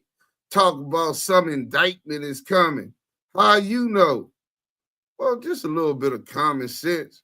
We don't know. To know is to experience. It ain't happened yet.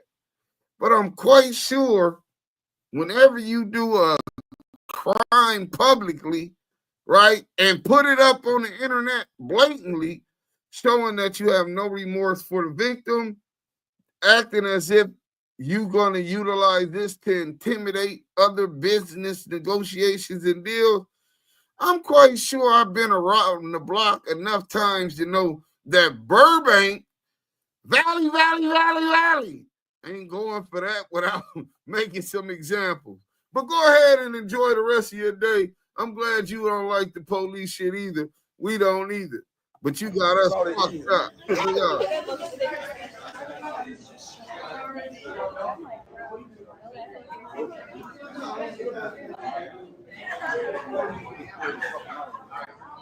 The only thing Wack cleaned up, huh? Feel me? Got the gas. You lost the camera. So that was WACK100 responding to Kim Kardashian calling them cap about another Ray J sex tape, right? So from there, oh yeah, and we ain't the smartest in the world. She called Cap because she didn't think they had it. But they did have another Kim K. Ray J sex tape. You want to know what happened to it? Kanye met up with Wack and got it in L.A. He went and saved his baby mama the shame. You went all the way to L.A. to get... Just traveled to get something for Kim. You went all the way to L.A. to get something for Kim? Mm-hmm. You were something else. What did you get? Well, that's what she wants to show you. Oh. Yeah. Hey guys. Hi. Hey, girl. I wanted to show you guys. Yeah. Because I was just gonna cry, so I didn't want to. Don't cry. But I can cry because I don't know you So Kanye flew home last night. Mike B, what's up? And he came back this morning. I want to show you guys what he got me. Gorgeous.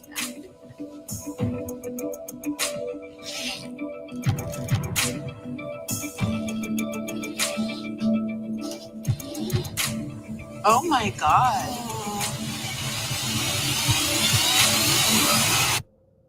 I want to show you guys what he got me. He got me all of the sex tape back.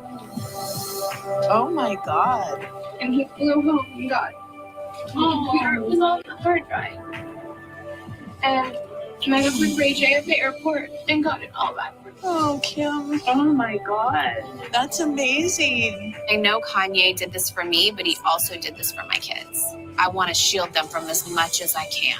And if I had the power to, or if Kanye has the power to, like that is just the most important thing to me. And I'm just like so emotional because of it. And it just means a lot to me. I think I need a security guard just to stand by this janky bag. Oh, thank you for Kanye and for his unbelievable way he does things and the ability to get some.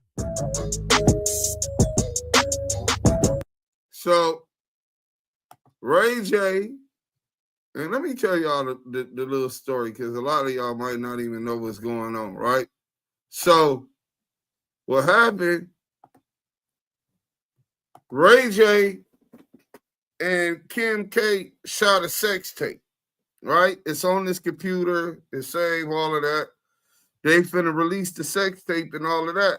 They got I think it was like a $4 million deal, $2 million a piece in place. And they're finna drop the sex tape that went viral. Kris Jenner, Kim Kardashian's mother, comes in, sees the video, and says, "This is unbecoming of my daughter. Look at her hair. You guys got to reshoot it." And watch the sex tape, pimp their daughter out to reshoot it, and put the video out. $4 million.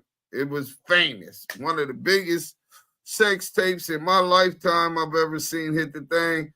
And she wasn't even doing it. She looked like a lame fuck, if you really want to ask me. Hey, Yael, you ever seen the Kim K, Ray J the sex tape, bro? Hell no. I wasn't trying to watch no nigga meet.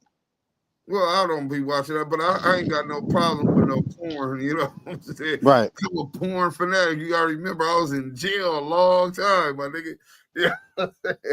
But I ain't looking at the meat. But so when they put out the one they put out was the second one that was shot.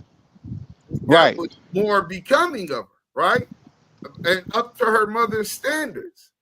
Right. So the first tape that never got released, Ray J and them still had it. Ray J and CS2 back. And so they were using this as leverage, and Wack is threatening them with it. Oh, don't put out this second sex tape, and we got it, and Kim K calling this bluff like, you ain't got it. And then Wack and Ray J done got Kanye the word like, nah, nigga, we got it. And Kanye made it right to make sure whatever he had to do that his kids weren't exposed to this. You know what I'm saying? Right. I don't know if he necessarily did it for Kim. That's his child mother. She benefits off it. I'm quite sure he more so wanted to protect his daughter. You know what I'm saying? So, his kid. Yeah. Deuce. Yeah. Deuce. Yeah, you can't I'm here me? at work. I'm gonna finish wrapping up, brother. I love you guys. I'll tap in. All right. Snitch 100 is a low-life piece of shit. Wack out here running backwards now, even though he was laughing his ass off after the no jumper beatdown. Allegedly, he a kitty fiddler anyway. Hey, you know what? Shout out Stand On It Media. Shout out District 13. That's who broke that story. Yes, ma'am. You my favorite lady on the internet.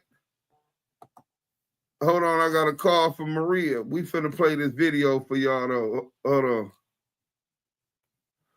Marty, hold on 1 second. I'm live. I'm finna put this video on and then we can talk. Hold on 1 second. Oh no, let's see your home. Huh? Oh, just see your home. I just got done. All right, drive safe, babe.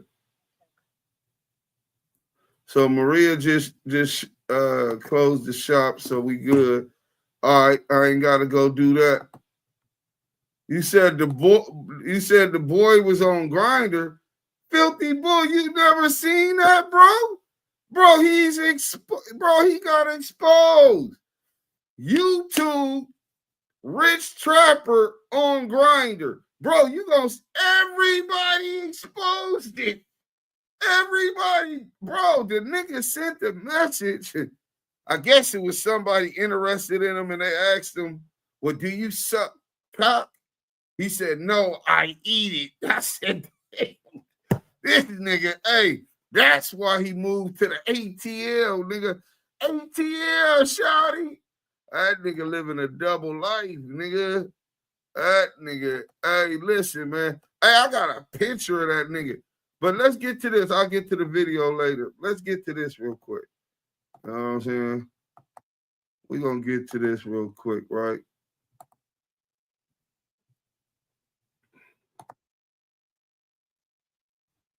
About a variety of situations that a lot of people are conflating with. Look how Aryan Adam throws him up under the bus from the get-go. Much like Big U, you've kind of gone into detail about a variety of situations that a lot of people are conflating with extortion at this point. What do you mean by that? What you mean? It's been supposed, and we don't have to get into the details of every single one of these situations, but it's been, you basically said in the past that Oscar De La Hoya was paying to not have his nude photos or zesty photos released. Stop right there. It's been said that you were talking to Nipsey's family about the gay tapes of him not coming out. I don't know if there's money involved in that. It's been suggested that maybe Kim Kardashian at one point or Kanye, that they were doing stuff for you so that you didn't release more sex tapes of her. Okay. Now, let's start with the first one. And when academics kind of tried to bring up some of this stuff on the podcast, you got very irate and you were really kind of screaming at it. Because y'all dumb. See, right there. You're a dummy too. I gotta call you a dummy. Okay, but because I'm gonna show you. But starting with the name calling makes you look more guilty. No, I'm gonna show you why. Oscar De La Hoya Mhm. If you listen to the conversation, I clearly state this is what the attorneys worked out. Mhm. See, the minute the attorneys are involved, right? This is not extortion. This is a business deal. Oscar then talked about it. The attorneys were involved, so this is not extortion. This is a business deal. Let's see what Google has to say about this. If I have a sex tape and want a sex tape of a famous star and involve a famous star and want to release it publicly unless that star negotiates with my lawyer, is this blackmail or extortion? Let's see what they say. Oh shit, we gotta stop sharing. Oh, this ain't good. CS2 back. You ain't the brightest fuse in the box, bro. This is nasty work, right? So I said, oh, can y'all see it? Let me pull it up, make sure y'all can see it, because y'all, I don't want y'all to believe me. You know, we come with receipts in the Damu Kiwe conversation. You gotta have receipts. Yes, threatening to release a sex tape unless a famous star negotiates with your lawyer can be considered both blackmail and extortion. These acts involve using threats of harm or disclosure to compel someone to comply with your demands, which is a core element of both crimes.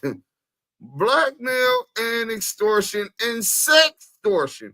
In some cases, this could also be considered sextortion, which involves threats to distribute private and sensitive material unless the victim complies with certain demands, explains the FBI. See, this is why I believe they ain't just book CS2 back on the no jumper beatdown or nobody on it. I think it's a bigger investigation going on right now, bro. You know what I'm saying? This is some nasty work, bro. So let's get back into some more of this video, because this was nasty. Nasty, nasty, nasty. Let's go.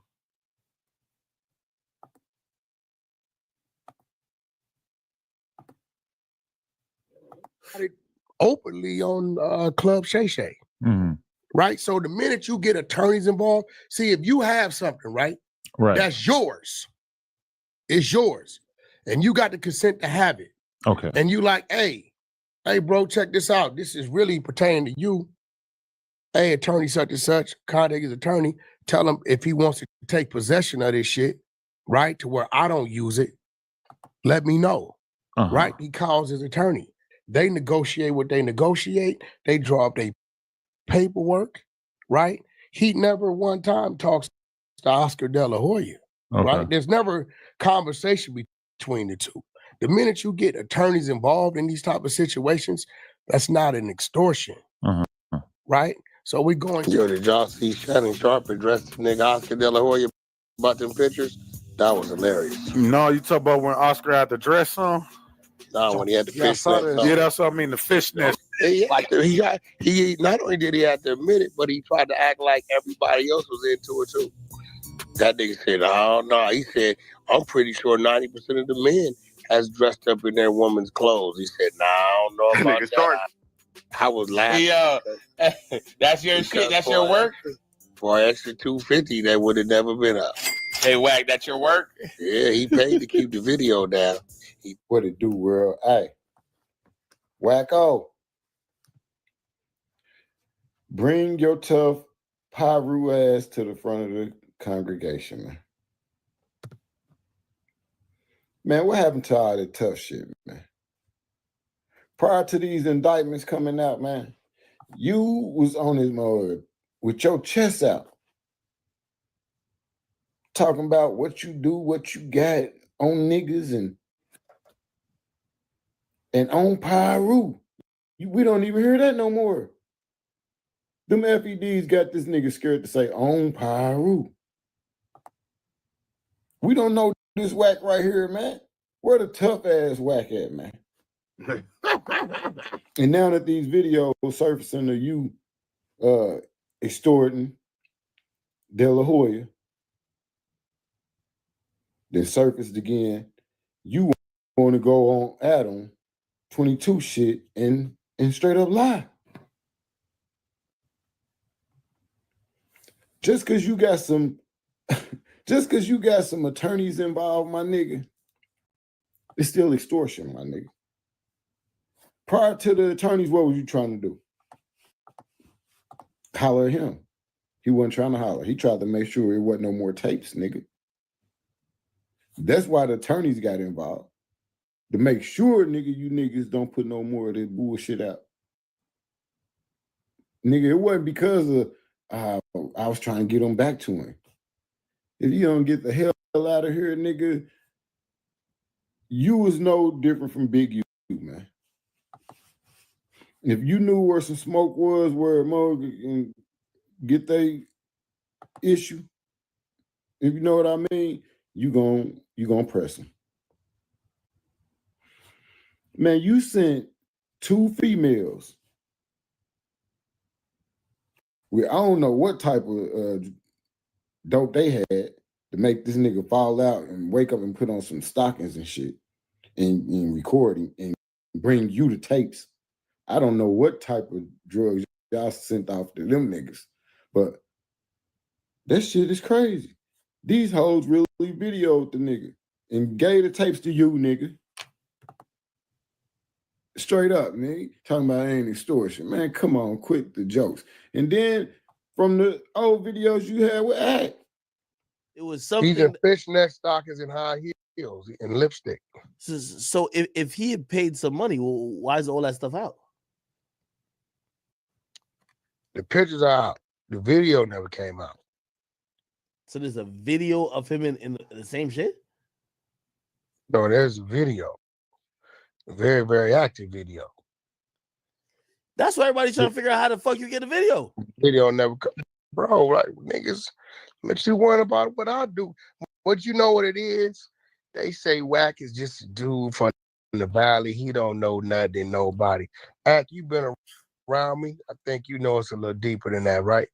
Yeah, like you clearly got a large reach with everybody, and everybody come tap in for this, that, and third. So you probably privy to some shit that people ain't. Why they worried about how I got what I got or why I do what I do? Y'all just keep the same mind that Wack is a little bitty guy, little bitty nobody guy that don't know shit, that don't know how to do shit, that don't get nothing done. And that's cool. You ain't surprised, that. Yeah, I'm not surprised. The only thing I was surprised about is because when I'm listening to Hassan, so the way he put it down, I'm like, damn, Wack. I'm like, I must be the lucky one because Wack is storing everybody with me. Now what's that? You know what it is, man. Quit playing, man. Nigga, them big U indictments, nigga, made you nigga join church. Now your name Reverend Wacko. You Reverend Wacko now, man. I told you them FEDs in that hot sauce, it's gonna show you if you really like that. Straight up, it's gonna show you. Either you gonna turn to a preacher or you gonna turn to a monster. And Wacko, you Reverend Wack now. They got you quiet as hell. Ain't no on Pyru. It ain't the same way. Come on, man. Don't get quiet now because they might bring this shit up on you. Don't stick your chest out, Tuffy. But it is what it is, man. Leave your comments, man. Subscribe to the channel. I'm out. Yo, did y'all see Shannon Sharp address the nigga Oscar De La Hoya about them pictures? That was hilarious. No, you talk about when Oscar had the dress on? The like button. No, when he had the Yeah, I saw fishnet. that. No. Yeah, that's what I mean, the fishnet. He not only did he have to admit it, but he tried to act like everybody else was into it too. That nigga said, "Oh no," he said, "I'm pretty sure 90% of the men has dressed up in their woman's clothes." He said, "Nah, I don't know about that." I was laughing. That's your shit. That's your work. For an extra $250, that would have never been up. Hey, Wack, that's your work. Yeah, he paid to keep the video down. He thought niggas was playing with them pictures. You brought it up, Oscar. You had to be Oscar. Why you let him snap that picture? Which one? The 15 years ago, the picture you was talking about. Oh, I didn't even know it. Yeah. You didn't know you had put the pantyhose on? No. Have you ever tried it? No, hell no. If they gonna make me put pantyhose Are you on, sure? hell no, I ain't gonna try. I ain't gonna try it either. Okay. Think about it. To get those pantyhose on, yeah, damn it. But it'll take like 2 hours. But that's what sober. Oscar. Yeah. There you had to go by the size when you was not sober. No. What happened was, and I've talked about this a lot in my documentary too, because I'm open about it. I was getting with bad people, this and that. 2 women come in my room with a suitcase. with you, That's B-Roll. all I remember. And after that, I wake up the next day. What was in the suitcase? Well, women's clothes. Oh. Yeah, women's clothes. This, that, yeah. They set me up. But it's okay, it happened. So what? Did you try to like suppress that from coming out? Because you knew that was going. Oscar, you know who you are. You're Oscar De La Hoya. You're the golden boy. No. You're golden. Say that shit for your mama, nigga, or somebody that you love, nigga, but don't play that shit with me because I'll knock your motherfucking teeth loose, nigga. I promise you, bro. Hey, salute to Troop 101, man. Good content, man. We definitely want to air that out. We got one more that no, we don't have to get into that. We already know that CS2 Back already said that he extorted De La Hoya. So these are some of the cases, you know what I'm saying, that probably under investigation because he's self-admitting this nigga snitched so much he snitched on himself. But look, for those who said, well, she said that that the nigga let me visit this. Chris tried to say that Ray J was the one that Kanye went to meet. But if y'all don't remember this picture, boom, hold on. Let me blow this up. Visit. Boom. All right, hopefully now y'all can see that. No, it's still not going all the way up. I'm going to just blow it up. Hold on. That's Antonio Brown, CS2 Back, Kanye West, will.i.am, and the gang. This is when Kanye went to go meet him. I don't see Ray J down there. So Kris Jenner was out of the loop on who exactly he went to go meet. You know what I'm saying? See what's up. This is my dad. What's bragging? Man, I'm live right now, man. I'll send you the link. Bye. You ain't had no room at 5 o'clock. But look, yeah, there go the picture for those who don't believe. All you got to do is Google that picture. That was in LA. That was when Kanye went and got that other sex tape, man. You know what I'm saying? It's nasty work, you know? So let's change the let's change the poll. So the last poll is the reason no one's being charged for no jumper beatdown because bigger indictments coming. 82% of the people believe yeah, 18% believe no. So 82% is, I'm in that 82%. I'm with y'all, man. So yeah, we're going to end that poll. And we're going to start a new poll real quick before we get into the other content. Is Kris Jenner the biggest madam of our time? Is Kris Jenner the biggest madam of our time? Is yes or no? You know what I'm saying?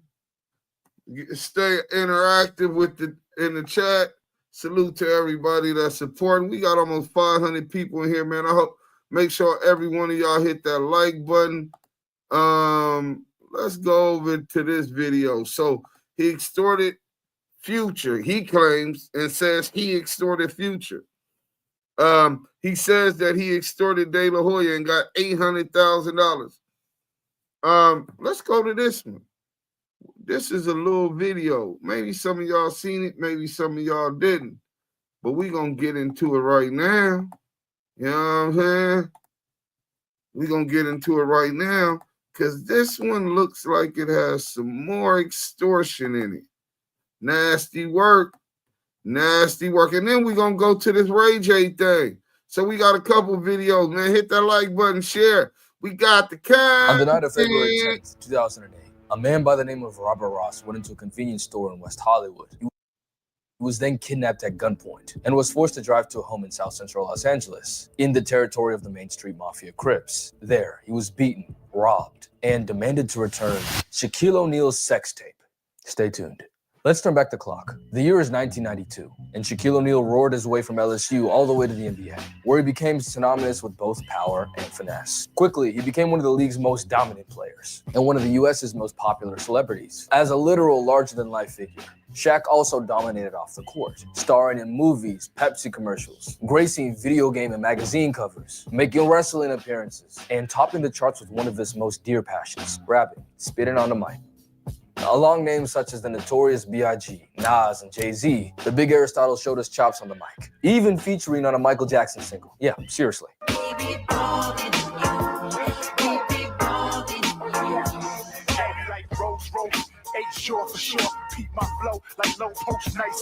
Of course, Shaq doesn't get a King of Pop or Jay-Z feature by just dunking a basketball. He was actually an adept rapper for his time period. And although he already had millions of dollars, worldwide fame, and basically anything that he wanted more. He called himself a Renaissance man. And hey, he was Shaquille O'Neal, man. Whatever he wanted, he got. So it's a year later now. Fresh off a Rookie of the Year campaign, Shaq founded his own record label called Twism Records, with Twism standing for The World Is Mine. Fitting. While being one of the league's best players from out the gate. Is it true that you're the only rookie that was ever named Player of the Week in the first week? Yes, it is. I had a pretty good week. He was also recording with some of the hottest artists in the 90s, the first of which being a rap group called Fushnikins, one of Shaq's childhood idols. The record was a song they'd already recorded, called What's Up Doc, Can We Rock? They added Shaq last minute as a feature, and the song blew up. Coming out in the summer of 1993, it was a top 40 Billboard hit. To compare, Tweaker by Jello Ball is a top 30 Billboard hit, and look where it got him. So yeah, Shaq was hot stuff. It was actually fire, for the time at least. What's up, Doc? I'm the Hooper, Piper, protected by Viper. When I'm out the hooping, yo, you better decipher. That single showed that Shaq could hold his own in the booth, and many more records followed. What's Up Doc became the lead single of Shaq's first project, called Shaq Diesel, which went platinum, selling over 1 million copies. Buoyed by this massive success, Jive Records, the label that put Fushnikins and Shaq together in the first place, offered him a 3-album, $10 million deal. Agent called and he said, bro, you're not gonna believe this. And I said, what? He said, they offer you a $10 million 3-album deal.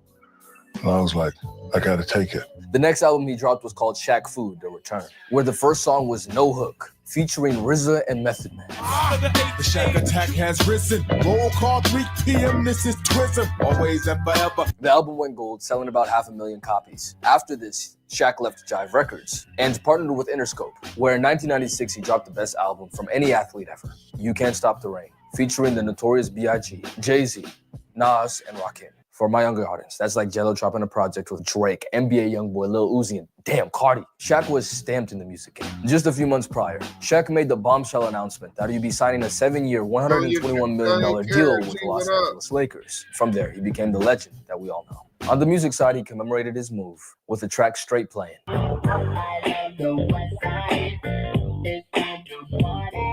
Symbolizing the arrival of Shaq Diesel on the West Coast. Now, comparatively speaking, You Can't Stop the Rain didn't do that well, selling 200,000 copies. Shaq did one more album partnering with A&M Records in 1998, which featured Kobe Bryant in a song called 3 Times Dope. However, Kobe wasn't credited because of label issues or something like that. But it's out there. I'll play a snippet right now. I reach destinations with split-second acceleration in a capsule of time to witness your bone evaporation. When Phil Jackson came into the picture, Shaq let rapping take a back seat. And during the three-peat run in LA, he didn't release anything, recording one album called Shaquille O'Neal Presents the Super Friends Volume 1, which never released. He dropped one last track called Drop Another Day No. 34, which started a beef with a rapper called Mad Skills. And after that, he never dropped a full rap project again. The year is now 2004, and the Los Angeles Lakers are losing their groove. They lost their first NBA Finals in the Kobe and Shaq era, and while their status was nothing but solidified, Shaq's time in LA was almost up. Around this time, Shaq created a new label with his cousin Money Mark Stevens, a shrewd businessman who he regularly consulted with while he had Twism Records, which went under in 2001. This time, Shaq was looking to be the executive rather than the talent, and was looking for artists to partner with for his label. Now, enter Robert Ross, aka Studdabox, due to his penchant for stuttering when he gets nervous or excited. He met Shaquille O'Neal at a party in LA in around 2003, and they became good friends. Studdabox happened to know a lot of people around the music scene in LA. Shaq's new label, looking for new artists, commissioned Studdabox to go and find new people for him, and he followed through. Plus interest, it seems. Enough to where Shaq shouted him out in a 2006 remix of his song with a Notorious B.I.G. That's not all he shouted out, though. In fact, he had a lot of guys in a set to rap. Man, Money Marcus Bullet, Cousin Kenny is my cat, man. Dog and Box got my back, man. K Slade, Corey Guns, Main Street, Lil Shaq, man. So, who are these guys? And what's Main Street? Well, see, Robert Ross was affiliated with the Main Street Mafia Crips of South Central LA.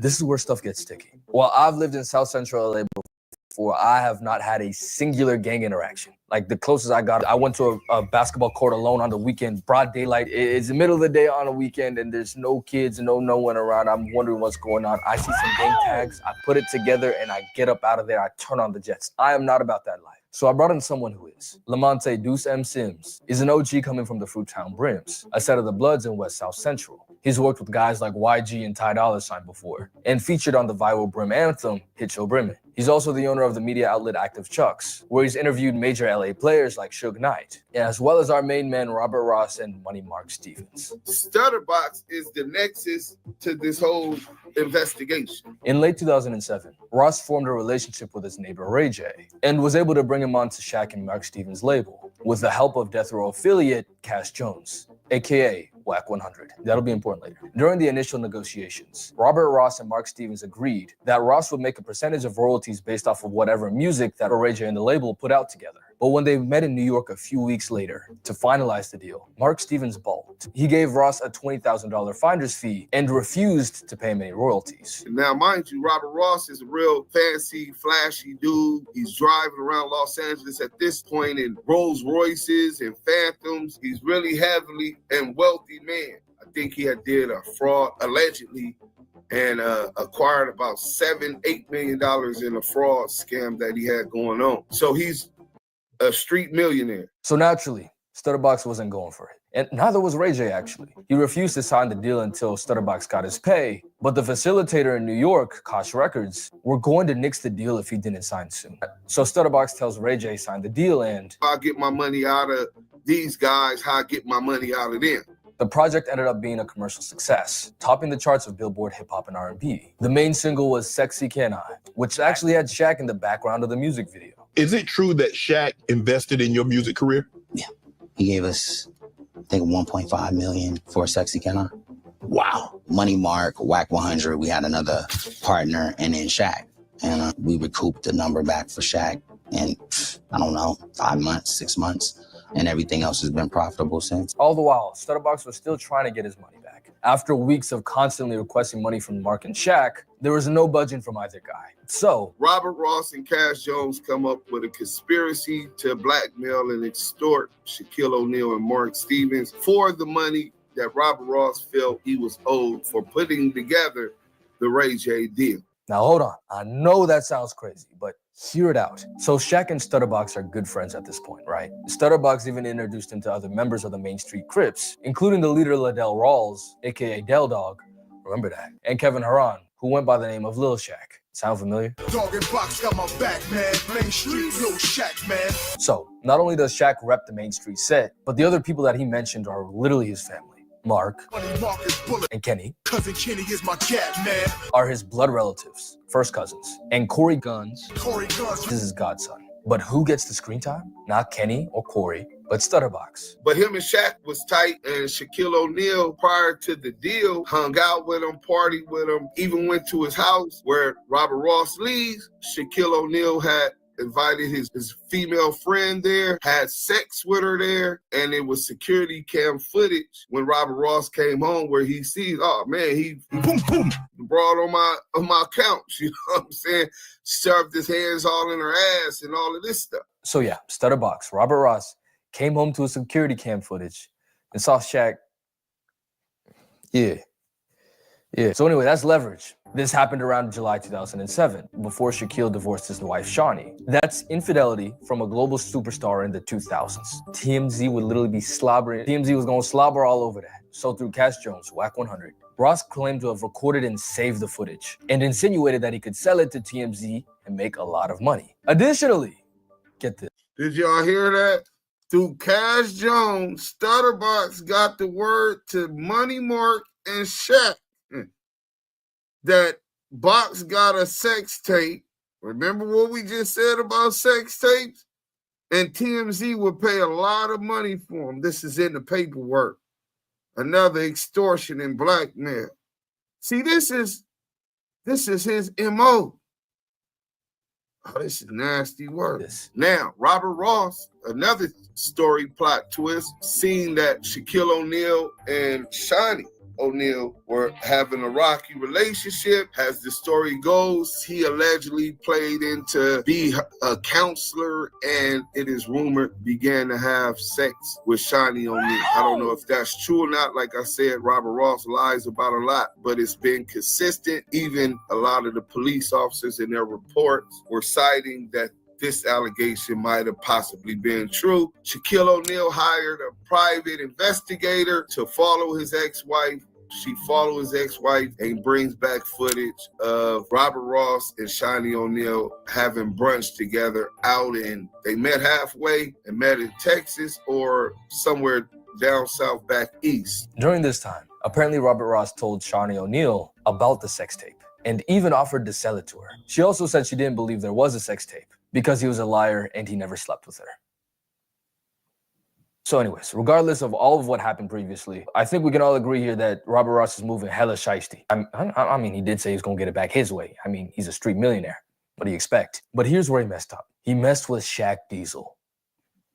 And no, guys, one thing Shaq didn't play about back then was leaks. During Kobe Bryant's deposition in his 2004 Colorado case, he name-dropped Shaq to the people who were interviewing him, claiming that Shaq would not pay his woman to say anything, and that he's already paid up to $1 million for stuff like this. Now, listen, I'm not gonna choose a side for you guys, but the alleged victim, 3 days before she charged Kobe, bragged about being with him to 5 people. She'd apparently tried to get with Eminem, and her friend described her as having a celebrity addiction.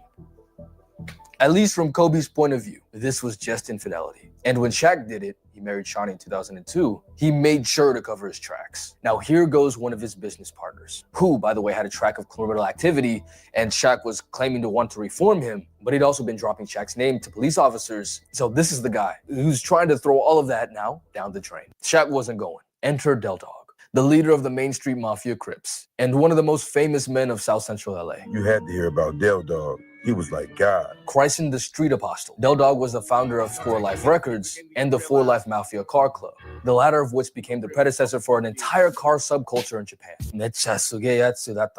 He was also tight with Steve Harvey and Ice Cube, both of whom starred in a documentary funded by Shaquille O'Neal. Seen as nearly a biblical figure in his hood, He organized toy and food drives every Thanksgiving, Christmas, and summer, with Shaq even pulling up sometimes. Additionally, he was a devout follower of Christ in his later years, of which he did his best to spread the good word around his hood. Like one of his members said, "We was crippin' for the street, now we crippin' for Christ." But like every person in power, there are two sides to the coin. He's like a legend in Los Angeles. Some people even call him the king of Los Angeles. If you listen to most people, he was like a ghetto Robin Hood, right? Necessary evils. Necessary evils. Lord, I cannot kill all these niggas hating on me, man. That's what I said to God. I said, I cannot kill all these niggas that's hating, man. 2 weeks later, Robert Ross, Studdabox, was at the Pink Dot in West Hollywood when he encountered some of his old partners from the Main Street Crips. They blocked his car from leaving and told him that Dog wanted to see him. They forced him at gunpoint to drive his Rolls Royce back to South Central LA, where they dropped him off in front of a member's house, where Liddell Rawls, Del Dog, was waiting. Per Ross's account, Dog and some other guys started jumping him, pistol whipping and all of this stuff for about an hour. They then took him to a studio in the back of the house, where they beat him some more, took his diamond necklace, his diamond earrings, Rolex watch, and $15,000 in cash. While saying, Mark and Shaq know who the real boss is now. Del Dog then demanded the tape and $100,000, to which Studdabox replied, his mom and sister needed to see him soon or else they would get suspicious. But he'd be able to get $60K and the tape in just a few hours. Del Dog then handed him his keys for his house and his car, and let him out. Now, this is where our story gets even juicier. Robert Ross, up to this point, had been working with the police. He was working with Detective Darren Dupree and Greg Caden, which was a joint task force. They were both LAPD officers, primarily focused on the Tupac and Biggie murder investigation. Whoa, hold on, huh? Wait, why? Why? Well, Robert Ross Studdabox was also a suspect in the unaliving of Biggie Smalls, the notorious B.I.G., Christopher Wallace. Well, they had informants saying that the police did it, and the hitman name was Amir Muhammad. Well, Studdabox went by the alias. Robert Ross went by the alias. And to top it all off, the Main Street Crips are already under federal investigation. I'm talking about home invasions, drug dealings. The FBI, ATF, DEA already has federal wiretaps going on. Which is why this crime was able to be so fleshed out in the first place. They'd already had wiretaps placed on the Main Street Crips. Man. Listen, we talking about Biggie and Tupac on an NBA channel. Bro, like and subscribe, man. Who's really doing this? Back to box. He leaves, jumps in his Rolls Royce. He calls his handler, Darren Dupree, and Darren Dupree tells him to walk and report the kidnapping and robbery at the local police station, which he did. Now, Robert Ross's informant situation and motives are still murky, but what is known is that instead of going home and receiving the tape and the $60,000, he went to the LAPD's 77th Division station, beaten and bloodied, and told the officers about what had just happened, and implicated Liddell Rawls, Shaquille O'Neal, and Mark Stevens. Now, was there any evidence other than hearsay to prove that Shaq and Mark Stevens put a hit out on Robert Ross? No, not really. But remember the wiretaps. The LAPD found that around the time that Robert Ross was kidnapped, a flurry of calls was exchanged between Mark Stevens and Liddell Rawls. Now, I just finished up The Wire season 1, and bro, when I read that, I said, bro, literally bar for bar, man, I was shocked. So, there's strong evidence that Money Mark called Del Dog to handle Studdabox, something Greg Caden, the officer that worked with Studdabox and the handler of the Tupac and Biggie cases, also corroborated. Shaq's like, man, this clown's trying to extort money from me, blah, blah, blah. He tells Mark. Well, Mark reaches out to Del Dog and says, man, you gotta swear your guy away. Can you deal with Studdabox? So, this is Detective Greg Caden, who is admitting that Studdabox is trying to extort money from Shaq and Mark Stevens.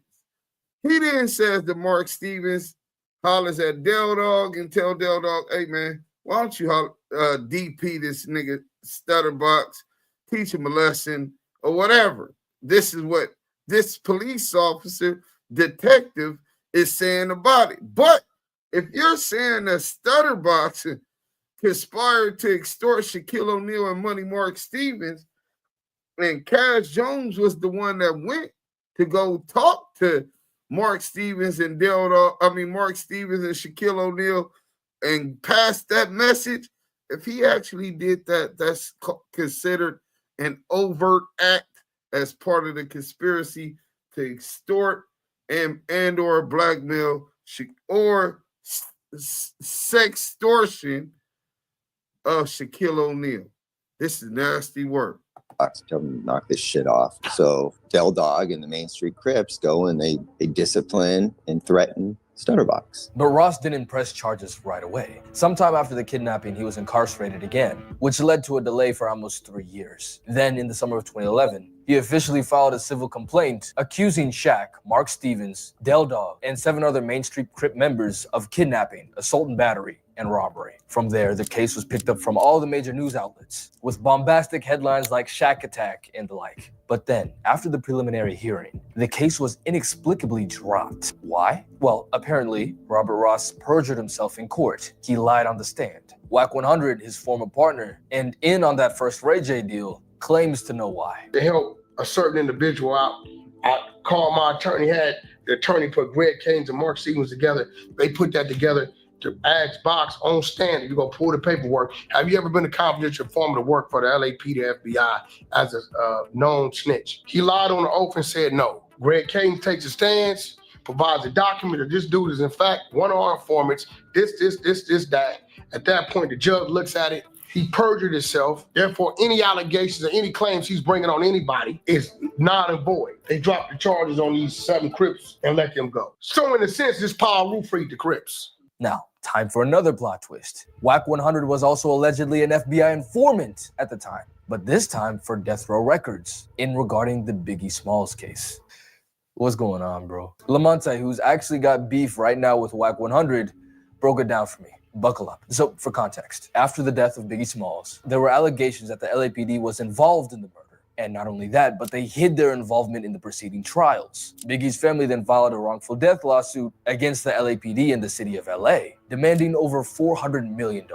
Detective Greg Caden, he helped federalize that Main Street case, but that wasn't his case. He's running the Biggie murder investigation and the Tupac Death Row Suge stuff. So that's his priority. There's a $400 million lawsuit against the LAPD and the city of Los Angeles, which would have bankrupt Greg Caden and Darren Dupree. The task force was created to bring up a different theory that didn't implicate any police officers in participating or assisting in the unaliving of Biggie Smalls, the notorious Big. That's his only focus, to bring up a theory so that they could get off this $400 million lawsuit. If Detective Coet would have spoke up on the stand, or Detective Fournier, they could have asked them about everybody who was on this investigation, including the informant. Informants being confidential source 2 back. Now, who is CS2 back? Well, according to Lamonte's findings, that is WACK100 Cash Jones, who's listed in the investigations while Del Dog was speaking with Mark Stevens. Through Mark Stevens, who is now Cash Jones's employer at Deja 34 Records thanks to the Ray J deal, he wanted to convey the information that Studdabox had gone sour.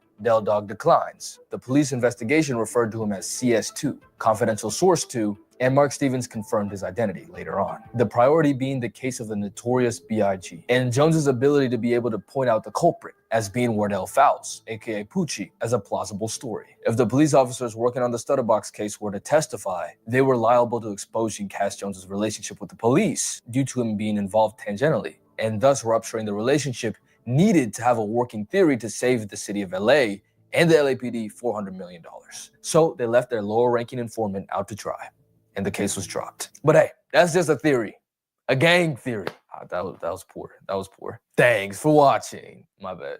The LAPD, by the way, had already designated Ross as an undesirable informant due to having a personal vendetta against other gang members and allegedly bragging about paying cops. Studdabox is a really interesting character. He may be one of the worst people that I've ever come across so far as how devious he is. So maybe that was the reason. Whatever the explanation was, the case was dismissed, the members were set free, and Shaq didn't even see the courtroom. Robert Ross, regardless if he had later legal troubles, lives now in a nice house and what seems to be a peaceful life from what I can make out. Liddell Rawls, aka Del Dog, was shot in 2015 after allegedly attempting to mediate a gang dispute. Mark Stevens, I think, is still living in Atlanta, still working with Shaq, not on music anymore. That kind of died out in 2013. And as it turned out, he actually became Stephen A's agent. And Shaq is now an overpaid hater on national television, far from the gangster life that he may have once dabbled in. Maybe he did, Maybe he didn't. I don't know that Shaquille O'Neal was even aware that a kidnap and robbery was going down. I don't know that. You know what I'm saying? We'll probably never know, but damn. And if you see any other stories like this, hit me up on Twitter, man. I want to see some more. I want to cover some more. Like and subscribe if you haven't, because more heat is on the way. Thanks for watching. You can't stop the rain. Hey, look, man, shout out to my boy. You know what I'm saying? He definitely put that together and helped tell the story that needed to be told. Kim Kardashian 11. Make sure y'all go over there and subscribe. If y'all didn't see it, that shit did about 80,000 this month. We've been viral all over the internet. Hit that like button if you're just coming in. Show a little bit of respect, man. That's the least you could do. You know what I'm saying? But look, so now you got him. I got the tape. That's what he tell Shaquille O'Neal and Money Marks. Facts, Deuce. It's an established MO. It's a regular as him trying to pin a body on somebody. Yeah, exactly. That's his next thing. He pinned the Biggie body on Suge and Poochie. But then look at this one. We get to talking about his thing. So this is the evidence link. Oh, y'all can't see. I want to make sure y'all see me go through this so y'all see how extensive this is, right? So this is, let me go to the top. This is Jared Milgram's civil RICO. He filed in pro se, right, against Raytronics, including WACK100, Ray J, Sonia Norwood, and police officers. So forget the edited video. Let's go to the evidence URL link right here because I want you guys to see something, right? So requesting photo data. Let me show y'all something. This is how I extend. Oh, it didn't let y'all go. Damn, that's crazy. Y'all can't see it. Damn. All right, we're gonna close it, and I'm just gonna go over here. Boom to Mega. Maybe allow y'all to see it over there. Boom. All right. So y'all can see that. Bam. So when I hit that link in my email about the Jared Milgard case, look at all of this. So you got all this evidence against WACK100, Ray J, what you call it. You got the thing about the headphones, Raytronics. You got agreements. You got copyright. You got fraud. You got Ray J RFA video, right? You got RICO. Yeah, you got a Spanish cousin named Rico. Trial videos and exhibits. YouTube.com, Ray J, Boosie, Peanut on. And you got Ray J, boom, Ray J, boom. So y'all able to see all of that, right? Let's go to the RICO.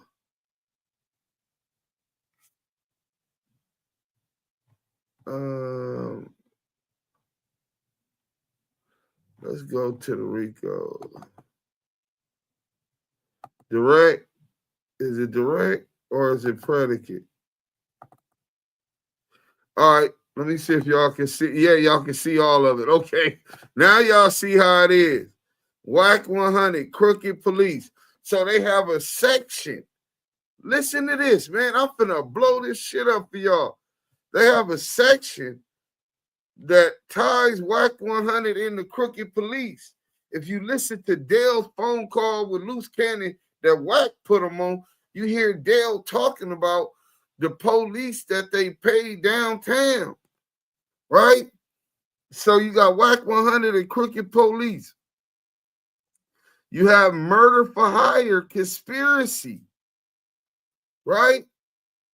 You got the Miami school bike, Wack and Ray J pressing, Ray J Breakfast Club call threat, Akon, Suge, Gun, Ray J, Ray Morgan assaulted and threatened, Passion, Clubhouse girl, hitter, assault for Ray Indictment. So the girl Passion that was on Clubhouse, right? Suge niece Polly threatened calls, homie Suge Godfather, rats and snitches, drugs, shooting, extortion, Wack gun sales, Wack felon gun, deaths, bodyguard, assaults, Molly Mall. Whoa, another link with Molly, right?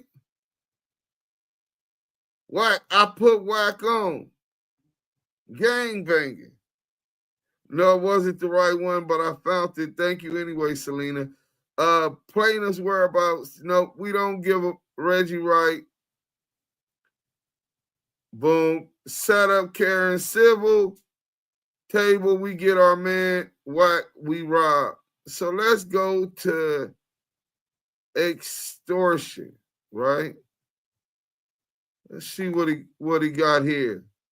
Vanilla Ice, Wack 150 Cent. When Wack said that he was trying to extort 50 Cent, but 50 Cent had Navy SEALs.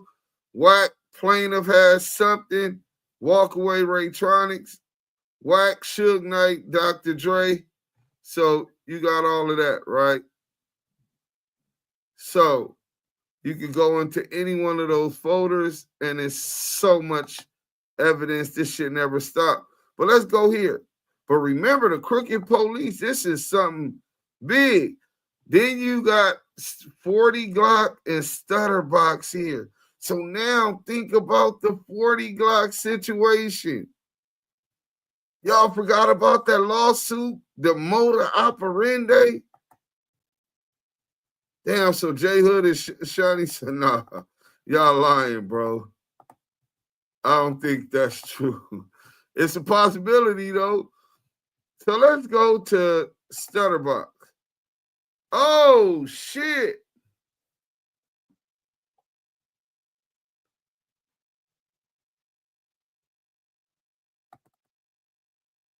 Look what they got in evidence.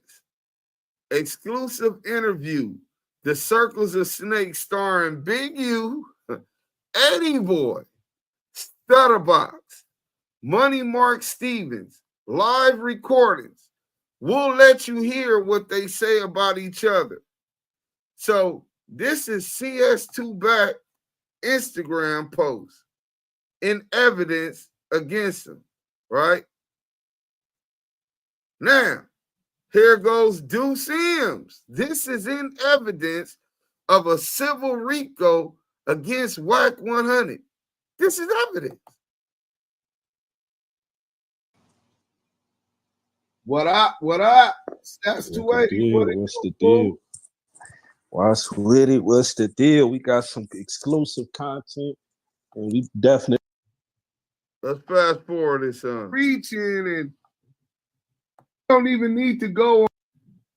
And I told that nigga, hold on 1 second. Okay, there we go. So back to what I was saying, we was on Spider Loaf show and we spoke briefly on this topic. And you said in a video that not only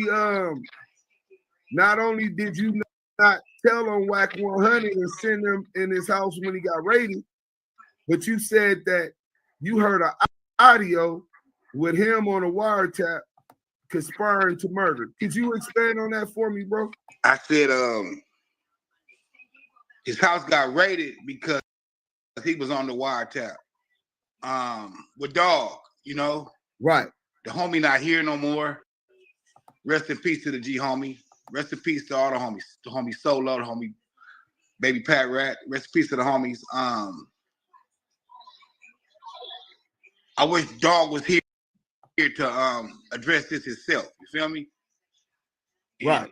In my neighborhood, we got a strong policy when it comes to addressing stuff to the. But I'll enlighten y'all on different things. I wasn't the reason his house got. Hey, he going in and out. Can you hear me, Stat? Yeah, I hear you. What?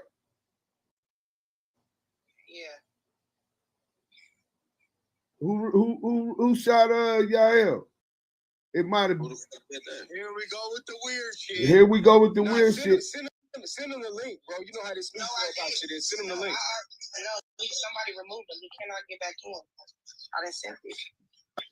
It's gotta be one of the Wack sending his ninjas on here. Yes. So this is what we gonna do. I'm here. I'm still here, homie. Okay, we back with you right now, Studdabox. Okay.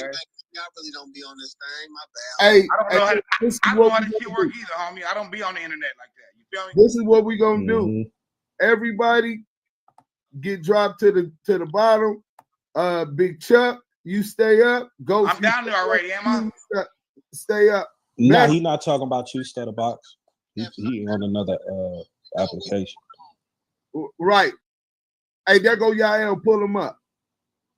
All right. Hey, so we back with Studdabox, man. Sorry for the technical difficulties. But he was breaking. He was breaking down how he was not responsible for the police raiding Cash Jones' home in the investigation on the Main Street shit and the investigation in the Biggie murder. Go ahead, Studdabox. We back. I was a suspect, homie. Right. So if this cop say I worked here for him, why is he trying to drown me? But anyway, let's get to what we on this app for. On this call for. What is it exactly you want to clear out? And I air it out, clear it out, however it got to go. Because, you know, I just heard about a text that I sent or supposed that was involved in, and dude had broken down and lied. And right. Yeah, he spent that. So today I go up in the room on Clubhouse. WACK100 was All right, in Jimmy. One of those Clubhouse Salute. rooms, and he was talking about the DJ and his connection with him at the time. And I'm like, bro, that man resting, you a motherfucking lie. He wasn't even fucking with you like that at the time of his demise, homie. You know what I'm saying? You in here lying, you smut motherfuckers out with dirty campaigns. Nigga, tonight I'ma flame your bitch ass up, nigga. You's a rat. You CS2 back. He said, yeah, you try to run that. Nobody gonna believe you. Nobody from New York gonna believe you. They haven't talked to Mark Stevens. So in the midst of this conversation, he sends the guy in the room a screenshot. Hey, look what that say. And it read something to the effect it was you and him communicating. And on you communicating with WACK100, let me see. I got the actual photo, so I know exactly what he showed up. He said they on Mark on the line. They on Mark online. Stupid, call me. I'm off the line. Niggas be sneak dissing. Yeah, I told him that. Right. Well, the way he tried to spin that once he showed it was, oh yeah, his daughters want to talk to their Uncle Wack and this and that. I'ma bring Studdabox on here who told on everybody, blase blah. And I said, who I tell on?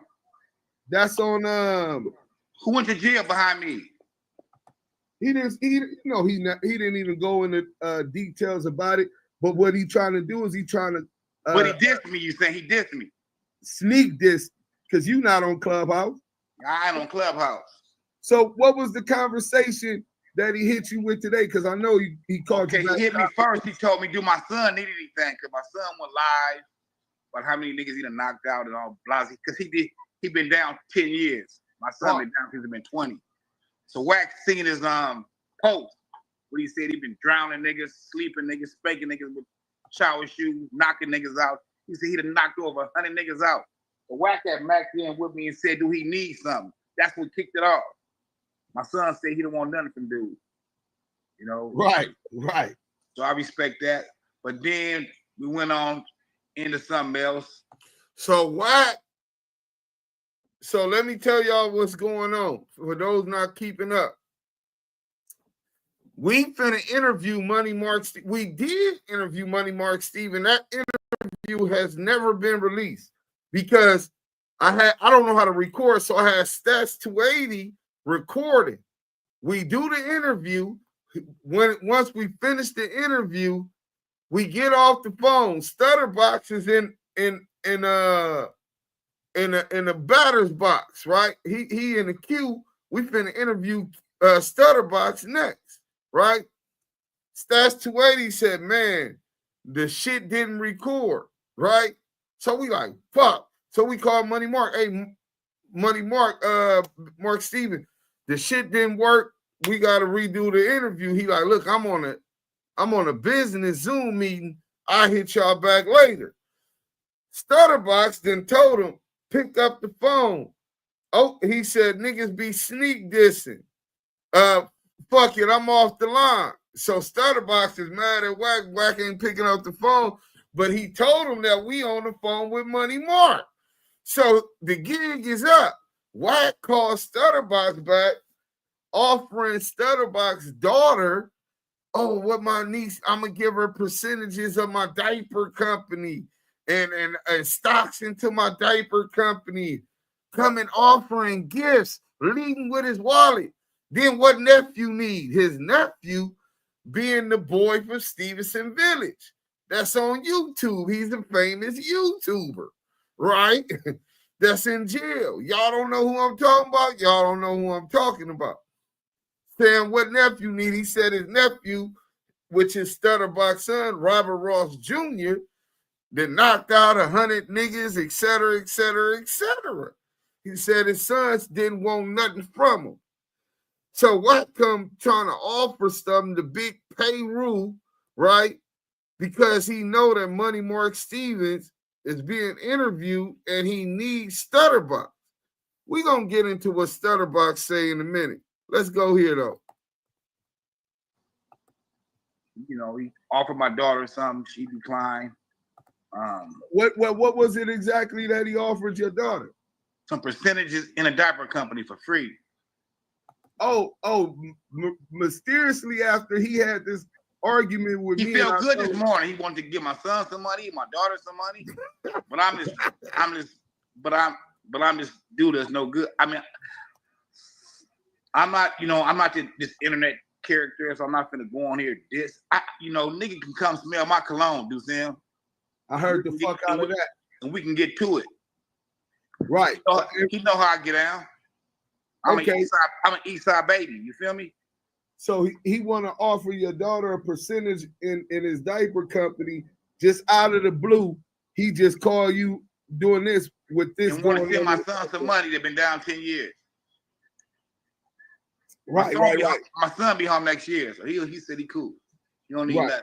Right.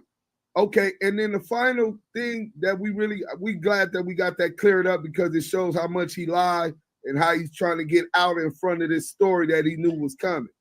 And that's the exposing of interview with Mark Stevens, exposing that he was confidential source to back on the Main Street indictment. Hey, Deuce. What up? Yes, Studdabox. So how about this? Have you had any conversations with Mark Stevens after all this happened? Who, me? Yes, sir. Yeah, Mark, my Muslim brother, homie. Okay. I love the brother. I talked to him probably last week. Okay, he's a beautiful brother, and I love him. Okay, so you speak with high regards of him. Yes, So sir. Yes, sir. we've had a little conversation. I was there to partake to kind of hear, but I wasn't the one to question. That's a little bit out of my business. You know what I'm saying? For the most part, hey, Deuce, you think we should get into the audio? Well, yeah, I want to get into the audio, but I know Box be busy, so I want to get one more question from him so he could get back to his family and that little girl that he offered all of the 5% of his company to, right? So on the video, when you said something about conspiracy to murder, what actually did you hear on audio of WACK100 that the feds had but haven't charged him for conspiring to murder? Let me see, how did that shit go? This is coming from the police, so I don't the police lied on me too, Deuce Sims, but I'm gonna say what they allegedly said he said. he allegedly gave Dog my address, homie.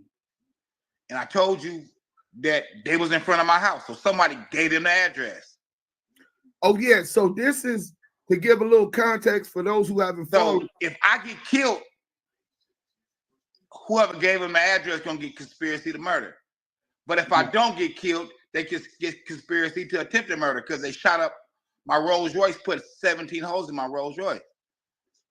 So don't let jump on whoever passed the baton. So it's a question mark there, homie. You know, we from the streets. We know that. Right. Well, we definitely wanted you to be able to have your voice so people can hear two different sides, because it's always two sides. Let's stop sharing that real quick. So we're gonna go to something that I know y'all be loving, right? Hold on. Let me go on IG real quick, man. Because I know how much y'all love this shit right here. In fact, we got the merch available right now. But let me get to it for y'all real quick. So when Wack get that message, he calls Studdabox and records Studdabox, right? Oh, they acting like they don't want to let me get this off. They hating. That's crazy, bro. Hold on. Let me see if I can get on IG and snatch it from off there. Why is they hating like that? That is crazy. Okay. Now they let me get up here. So I'm finna go find this. I talked to Dog. Right? Let's get to this one real quick. Hit that like button if y'all just coming in. This is one of the most classic phone calls in YouTube history. Studdabox and WACK100. Now, mind you, Wack is calling Studdabox, trying to Studdabox don't know he being recorded, and Wack records, and Wack's so slow that he don't even let's go ahead and play this. Wait. And I think Mark tried to set the three-way up. But they said he wouldn't talk. Yeah, and Dog said he was cool. He didn't want to talk to you in the paperwork. But listen, you got to remember. In the paperwork, that's what you said is going off of what Dog didn't want to talk to you because they said when Dog called you, his phone was hit. That's how they got on your line. No. And you claim that's what they say, what? Like, listen, in the paperwork, it said you tried to call Dog, remember? I tried to and he call won't take Dog. your call. And I sent it to you. And he said, I talked to Dog. But he said he didn't talk to you. He wouldn't take your call. And I think, wait. And I think Mark tried to set the three-way up. But they said he wouldn't talk. Yeah, and Dog said he was cool. He didn't want to talk to you in the paperwork. But listen, you got to remember. Mark that's what you said is going off of what Dog didn't want to talk to you because they said when Dog called you, his phone was hit. That's how they got on your line. No. And you claim that's what they say, what? Like, listen, in the paperwork, it said you tried to call Dog, remember? I tried to and he won't take your call. And I sent it to you. And he said I talked to Dog. So now he say he said he didn't talk to you.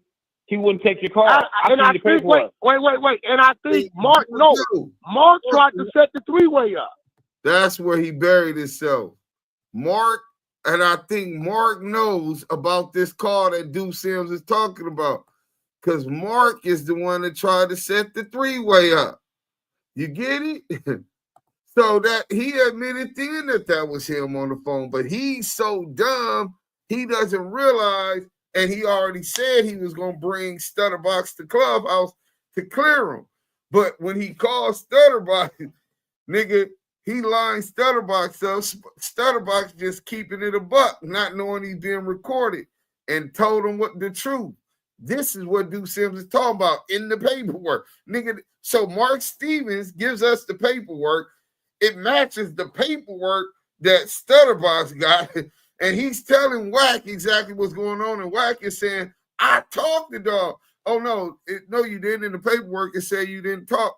That's what, well, matter of fact, ask Mark. Mark knows. He's the one that tried to hook up the three-way. And Studdabox said, yeah, that's what he's talking about. But dog said he wasn't fucking with you. So you telling us to ask Mark Stevens. We went and asked Mark Stevens. But the key part about the audio that's in the civil RICO case is that not only that it cites us and it goes into the Main Street case, which stems from extortion and blackmail charges. The whole thing supposed to start it because Studdabox and WACK100 allegedly tried to extort Shaquille O'Neal and Mark Stevens.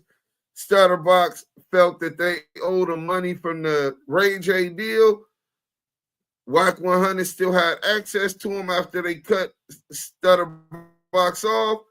He comes up with a plan with his neighbor, Studdabox, and they send him to do one overt act, which is part of a conspiracy. All it takes is a conspiracy of one or two people, two or more people to do a crime, blackmail, extortion, right? And then the defendant does, the co-conspirator does at least one overt act in furtherance of that crime, in furtherance of the blackmail, in furtherance of the extortion, which would be telling Mark Stevens and Shaquille O'Neal, man, the nigga Box got a lot of, got this tape, you fucking this bitch up in his house, man. And he could get a lot of money from TMZ with that video. That's conspiracy to extort and blackmail. That's essentially up under the Hobbs Act. That's exactly what they're trying to accuse Big U of. So why isn't WACK100, why he didn't get arrested for that, or why wasn't he charged and for these allegations back then? That's a good question. But more than that, you heard Studdabox said, answered my question, why did you say that Wack was guilty of conspiracy to attempted murder? He said because the feds told him that Wack dropped the addy. That's why Wack was calling Mark Stevens, trying to get in contact with Del Dog. This nigga went sour. Nigga, I know where he live at. Nigga, this nigga live right by, he's my neighbor, nigga. And Wack already admitted that nobody else knew where him and Studdabox lived except them. They made that agreement from the beginning. So let's get back to this other stuff, because it's a lot, man. I'm telling you, that white boy, Jared Milgram, nigga, he not to be fucked with, bro. That nigga got so much shit on these niggas. So mind you, we just delving into the extortion part. You know what I'm saying? Look, these are just a couple videos. What video is this one? Oh, they got Studdabox right here talking about the shit. Let's see what let's watch this. They killed me and my baby mama, put like 20 holes in my Rolls Royce. Conspiracy to murder.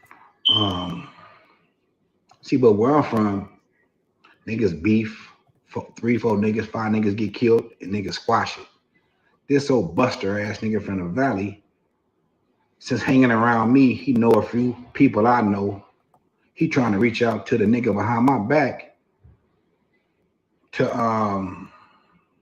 give the nigga my address, because we stay across the street from each other, like cat corner.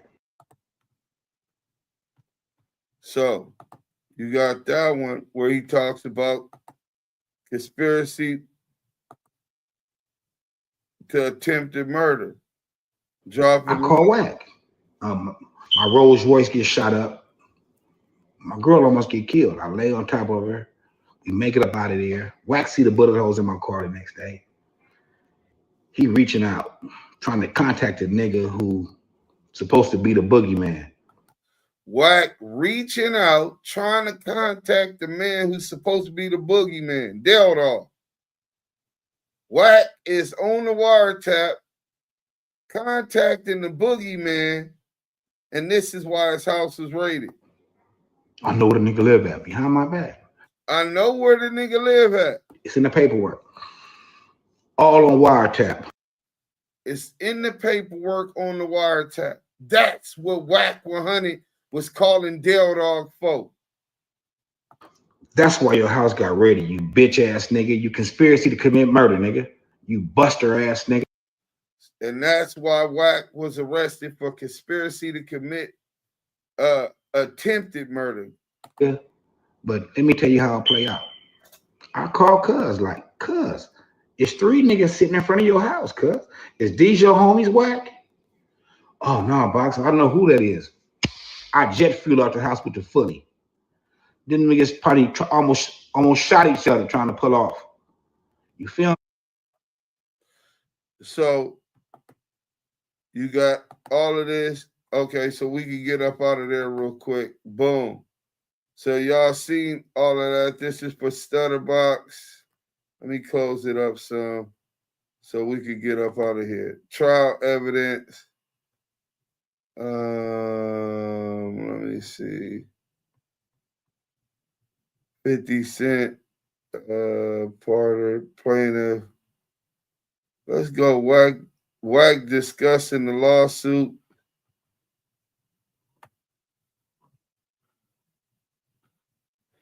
Let's go. Wack and crooked police. Let's get into this a little bit. You know what I'm saying? Let's get into this real quick.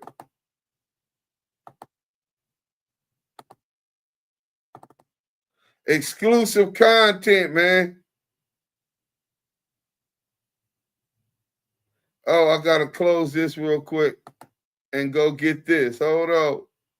We're gonna let y'all check out this LAPD body camera. This is evidence in a civil RICO. Hold on. Damn, they ain't gonna let us show this. Hold on, let me see if I can get to it. Man, they ain't gonna let us see it. Damn, I'm trying to show y'all this exclusive evidence. I'm trying to show it to y'all, man. It don't look like they gonna let me show it to y'all, man. Damn, that's crazy. Yep, they not letting me show it. I'm gonna upload it, man. Yeah, J Hood, I'm gonna upload it. But let's go back over here. Damn. So they don't want to let us show it.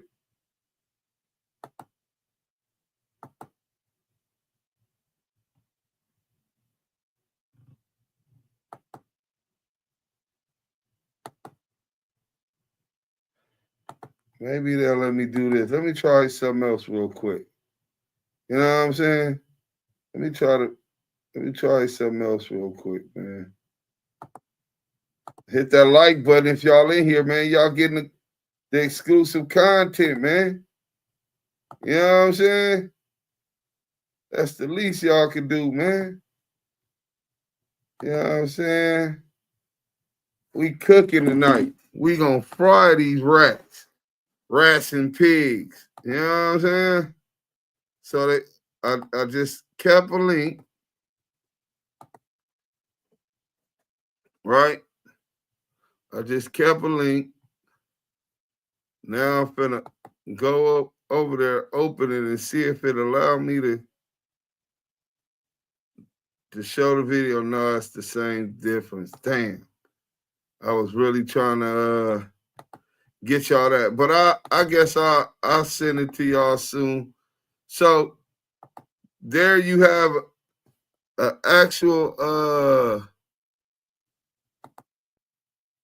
you got the actual police cam video footage when they got old Jared. Crooked police hearsay allegation.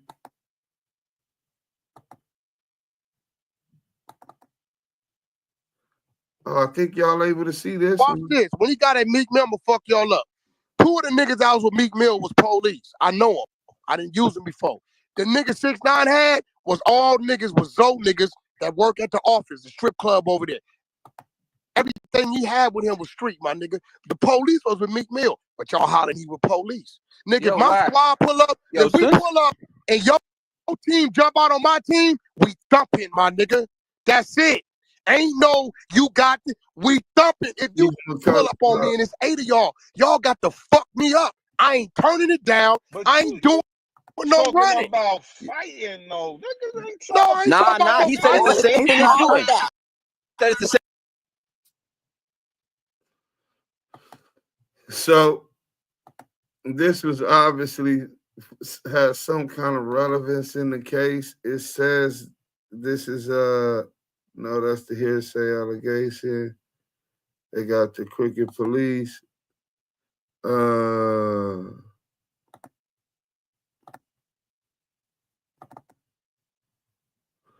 Okay, no, that's not it. Let's go back. Hearsay allegation. No, let's go back.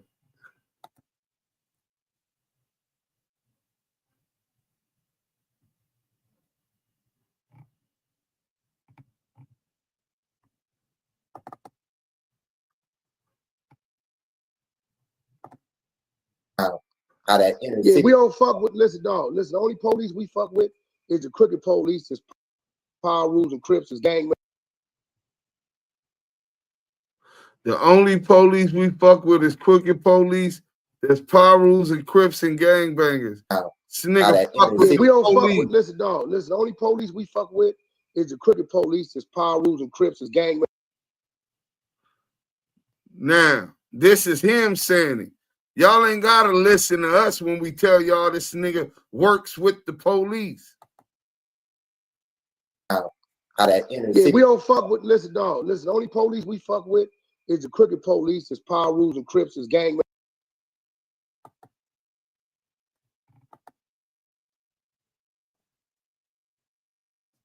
Listen, dog. Listen, the only police we fuck with is the crooked police. It's Power Rules and Crips. Is gang members that niggas don't know they gang members. We fuck with them police. Them the homies. Yeah. They do everything we need them to do. And it's a lot of them out here. You know, they'll pull a nigga over and taking what we need to take. Them the police we fuck with. So we fuck with police, but we fuck with the police that's us. Right. I them out there. They don't work in the hood. They may work over there, but if I got a license plate number, you know what I'm saying? You know how I go. You know what I'm saying? So it's keeping it real as far as us sitting down and having lunch and all that. That ain't what's happening. Wait, did y'all just hear that shit? Hold on, we gotta go all the way to the bottom of the chat. I'm sorry. Is anybody paying attention to what the hell this nigga just said?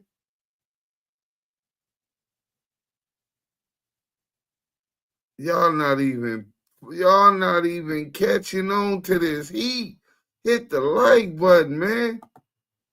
Jeez. That nigga said he fuck with the police.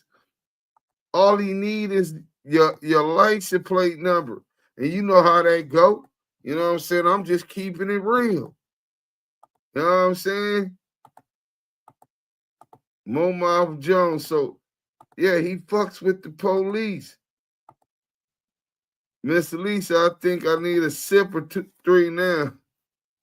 And ain't nobody talking about him messing with y'all. Talk about everything else except this nigga messing with the police. Yeah, Wack will be dumping, all right, with his BB gun. Man, y'all all on the wrong shit, man. I see y'all ain't appreciating this content. They said clip that. Yeah, somebody go clip that. Please. Clip it. Peace just me. Clip it. Run it back. I stepped out, Deuce. I got you. Lou for the Lou. You ain't going to want to miss this one, King. Check this out. Listen, dog. Listen, the only police we fuck with is the crooked police. It's Power Rules and Crips. It's gang members that niggas don't know they gang members. We fuck with them police. Them the homies. Yeah. They do everything we need them to do. And it's a lot of them out here. You know, they'll pull a nigga over and taking what we need to take. Them the police we fuck with. So we fuck with police, but we fuck with the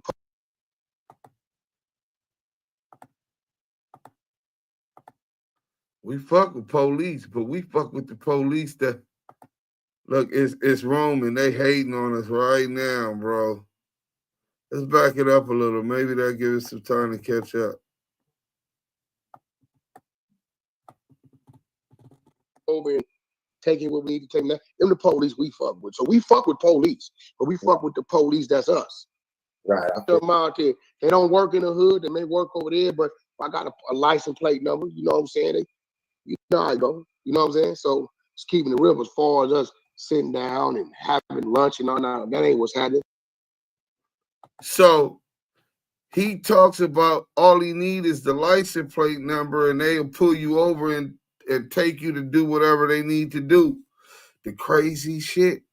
That's what the white boy, Jared Milgram, is alleging happened to him with a police officer, smart officer, LAPD smart officer, who is was on Clubhouse, and they got a picture of her on Facebook or Instagram throwing up Pacoima Paru. So she's a gangbanger, a police officer, and she was with another police officer, and they picked him up, stopped him for no reason. This Caucasian man, and then she says that he was 5150. We fuck with the police, that's us. Hold on, where we at? I done fell all the way back running this for y'all. Where we at? Oh, we don't have one. Damn, I done went too far up. Reggie and Dupree set that up for him. That's a fact. We hear it, dudes. Wow, I fuck with the police. Miss Lisa, salute. No Cashmere McFuck boy. I'll never laugh so much as this chat before. Leopard license plates reader. We fuck with police. That's us. Put it in. No, that's your big homie, Officer Wack. He trying to keep them favors coming. I still keep trying to figure out why people trust this man. He just told you who he is. Tattletailing Jones. Officer Wack, 3 fingers. Big you been the police. I got the work. Real cop. You put the work, drop the work in the chat. Put it in. Drop the work in the chat. We don't select the politics, but right now we on your daddy.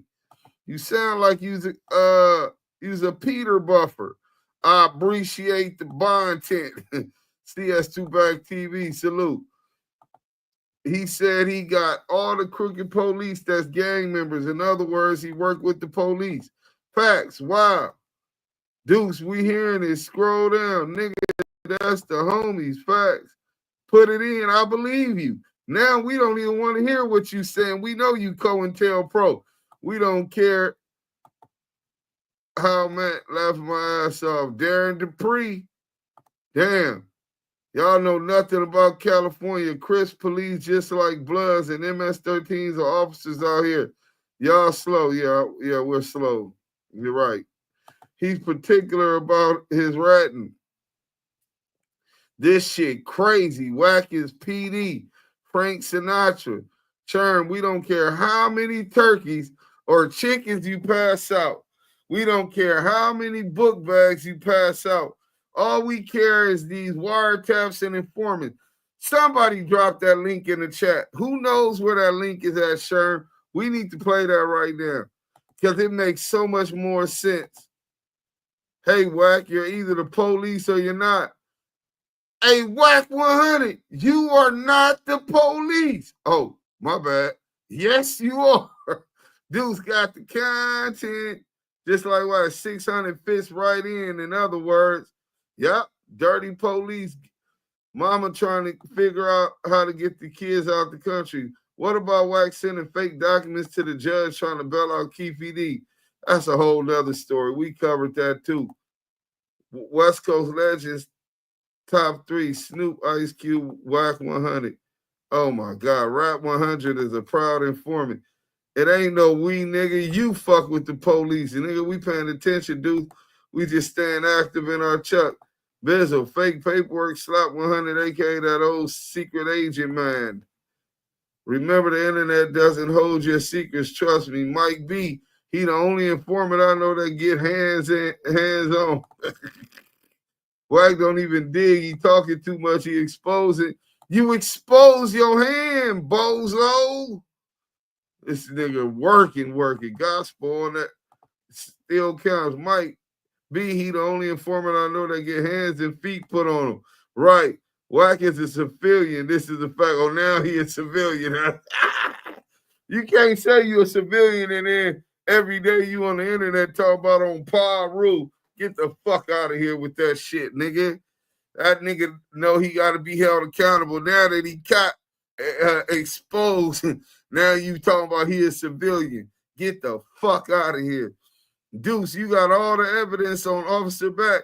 It just needs to be put in one concise video and combined with your World Star document. You need a good patient editor. That's what I need, man. Peace, what up? He is. He just let it be known he is. You are the po-pos. He just know people don't pay attention. Sharon, that's old Slap 100, laughing like a rat in the cheese factory. Yeah, he getting his cop badge soon. Informant. CS2 back. Hey, pin this to all of the YouTubers. Clip this shit. Send it to all of the YouTubers. Tell them to add Active Chucks and run this shit up. WACK100 admits he works with the police. Bottom line, let's make that shit go viral. Active Chucks, man. The Damu Kiwe Conversations. That nigga added us with him talk about we. Nigga, we not French. You fuck with the police. Mr. CS2 backpack butt. Internet, yes, he does need a good editor. Wack ain't no gangster. Look, you ain't got to be no motherfucking gangster when you play in the street. He's a buster. You can be a buster. That don't give you a right to rat, nigga, if you in the streets. Stop over here protecting. Hey, put it in. We gonna put you on silence. Let's put you. No, we'll let you talk.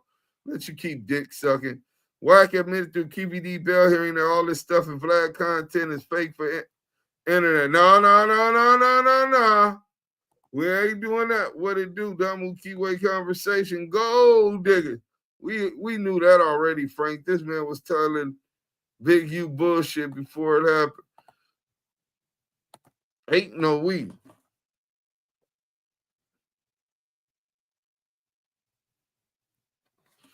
Oh, yeah, and remember he said that rat shit with me before. That's rat shit. It's not the attention he wanted. Where that? Oh, y'all at work. Wait. Yeah, that's how y'all do. I can't do a salute. You thought he was lying, bro. It's his name all Wack Clubhouse rooms and his YouTube channels. They had the perfect name. The exposers only exposing himself.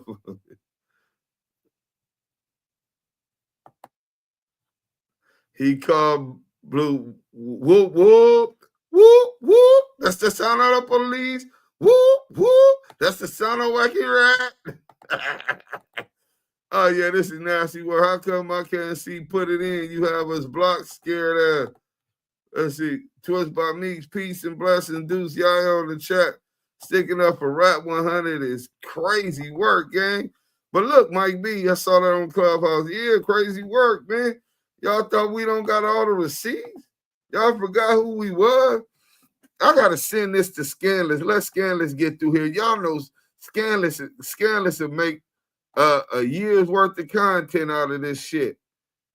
You know what I'm saying? I'm kind of hungry. Okay, so we got that. And then they even got it transcribed, nigga. They got the transcription, nigga. Look at this. Y'all see that? Oh, I got to blow it up for y'all to see it so y'all can read it. Look. All right, boo.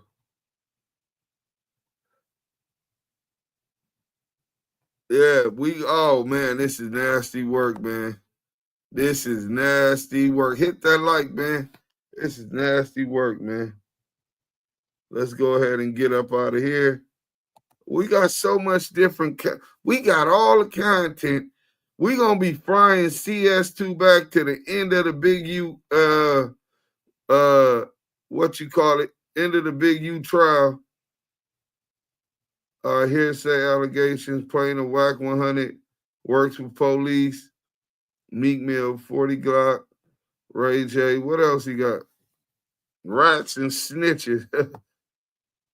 Suge Knight, Snoop Dogg is a rat and a snitch. Truth Counselor, I don't know who that is or what that's about. WACK 40, Nipsey Hussle murder trial, Jim Jones, T.I. Do something to rats. Paperwork party. What is the paperwork party about? Let's see what this shit is about.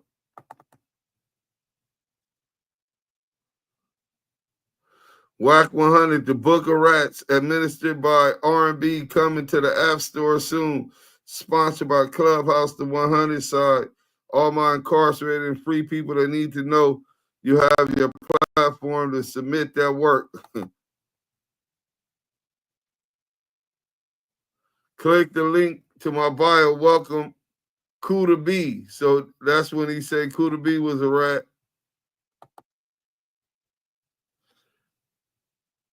Late, because he was that guy. Because of your strength and because of some of the guys you that had nothing to do. Like, I just added to it. The boy Mob James, when we did the paperwork party on, Mob James is really the one who was part of his initial strength and all that could happen. Bunch Real, all. So it goes into that. Rats and snitches, Snoop Dogg, paperwork parties, shootings, murder for hire. They got Wack trying to attempted murder on 40 Glock. Let's go as that. Oh. Okay. So kill frog.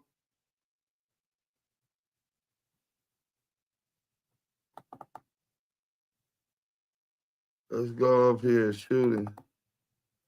All right, murder for hire, Wack shooting, attempted murder on Shorty Mac over Ray J, KO, Studdabox. So you got all of this shit. Obscene material. Let's go back out so we can get to the video. Bodies, damn, Compa Raider. Ray J abuses his authority. Wack real stories. Wack talking about we rob. Wack talking about we get our man. Wack talking about the table that he's at. Oh, this is so implicating. This shit is so child video exhibits. Wack RICO.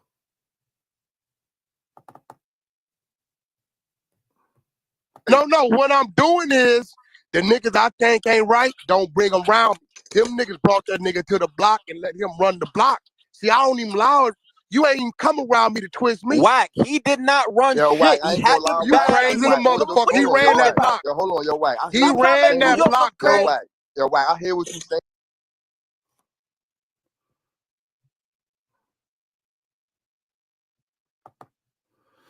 Look, man, we gonna get this shit organized, and tomorrow we gonna run some more content for y'all. Turn on them notifications. Y'all been with the Damu Kiwe Conversation. It's already been 3 hours. I don't gotta eat. I got a surgery in the morning, man. But tap in tomorrow. You know what I'm saying? Hit that like button if y'all haven't already done that. You know, crazy work. And spread the word. WACK100 admits he works with the police. You know what I'm saying? He admits he worked with crooked police. Reggie Ben knew. All these niggas already knew. Bro said, he said, bro, don't you end up being content speaking on my motherfucking name, dude. Be cool on that. Just a fair warning, California kill about that snitch shit being put on their name. Watch yourself. Don't let this YouTube, your name, man, don't give a fuck about no California nigga. Half of the niggas from California that was supposed to be active then got boo-bopped or being victimized by me, nigga. John T, fuck, I don't give a fuck about no California nigga. Nigga crazy. Wack a pedo.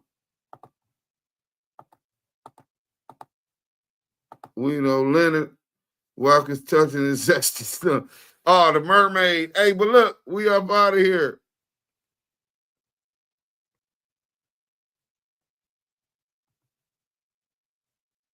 I'm out of here. Hey, salute Damu Kiwe Conversations. We out of here, man.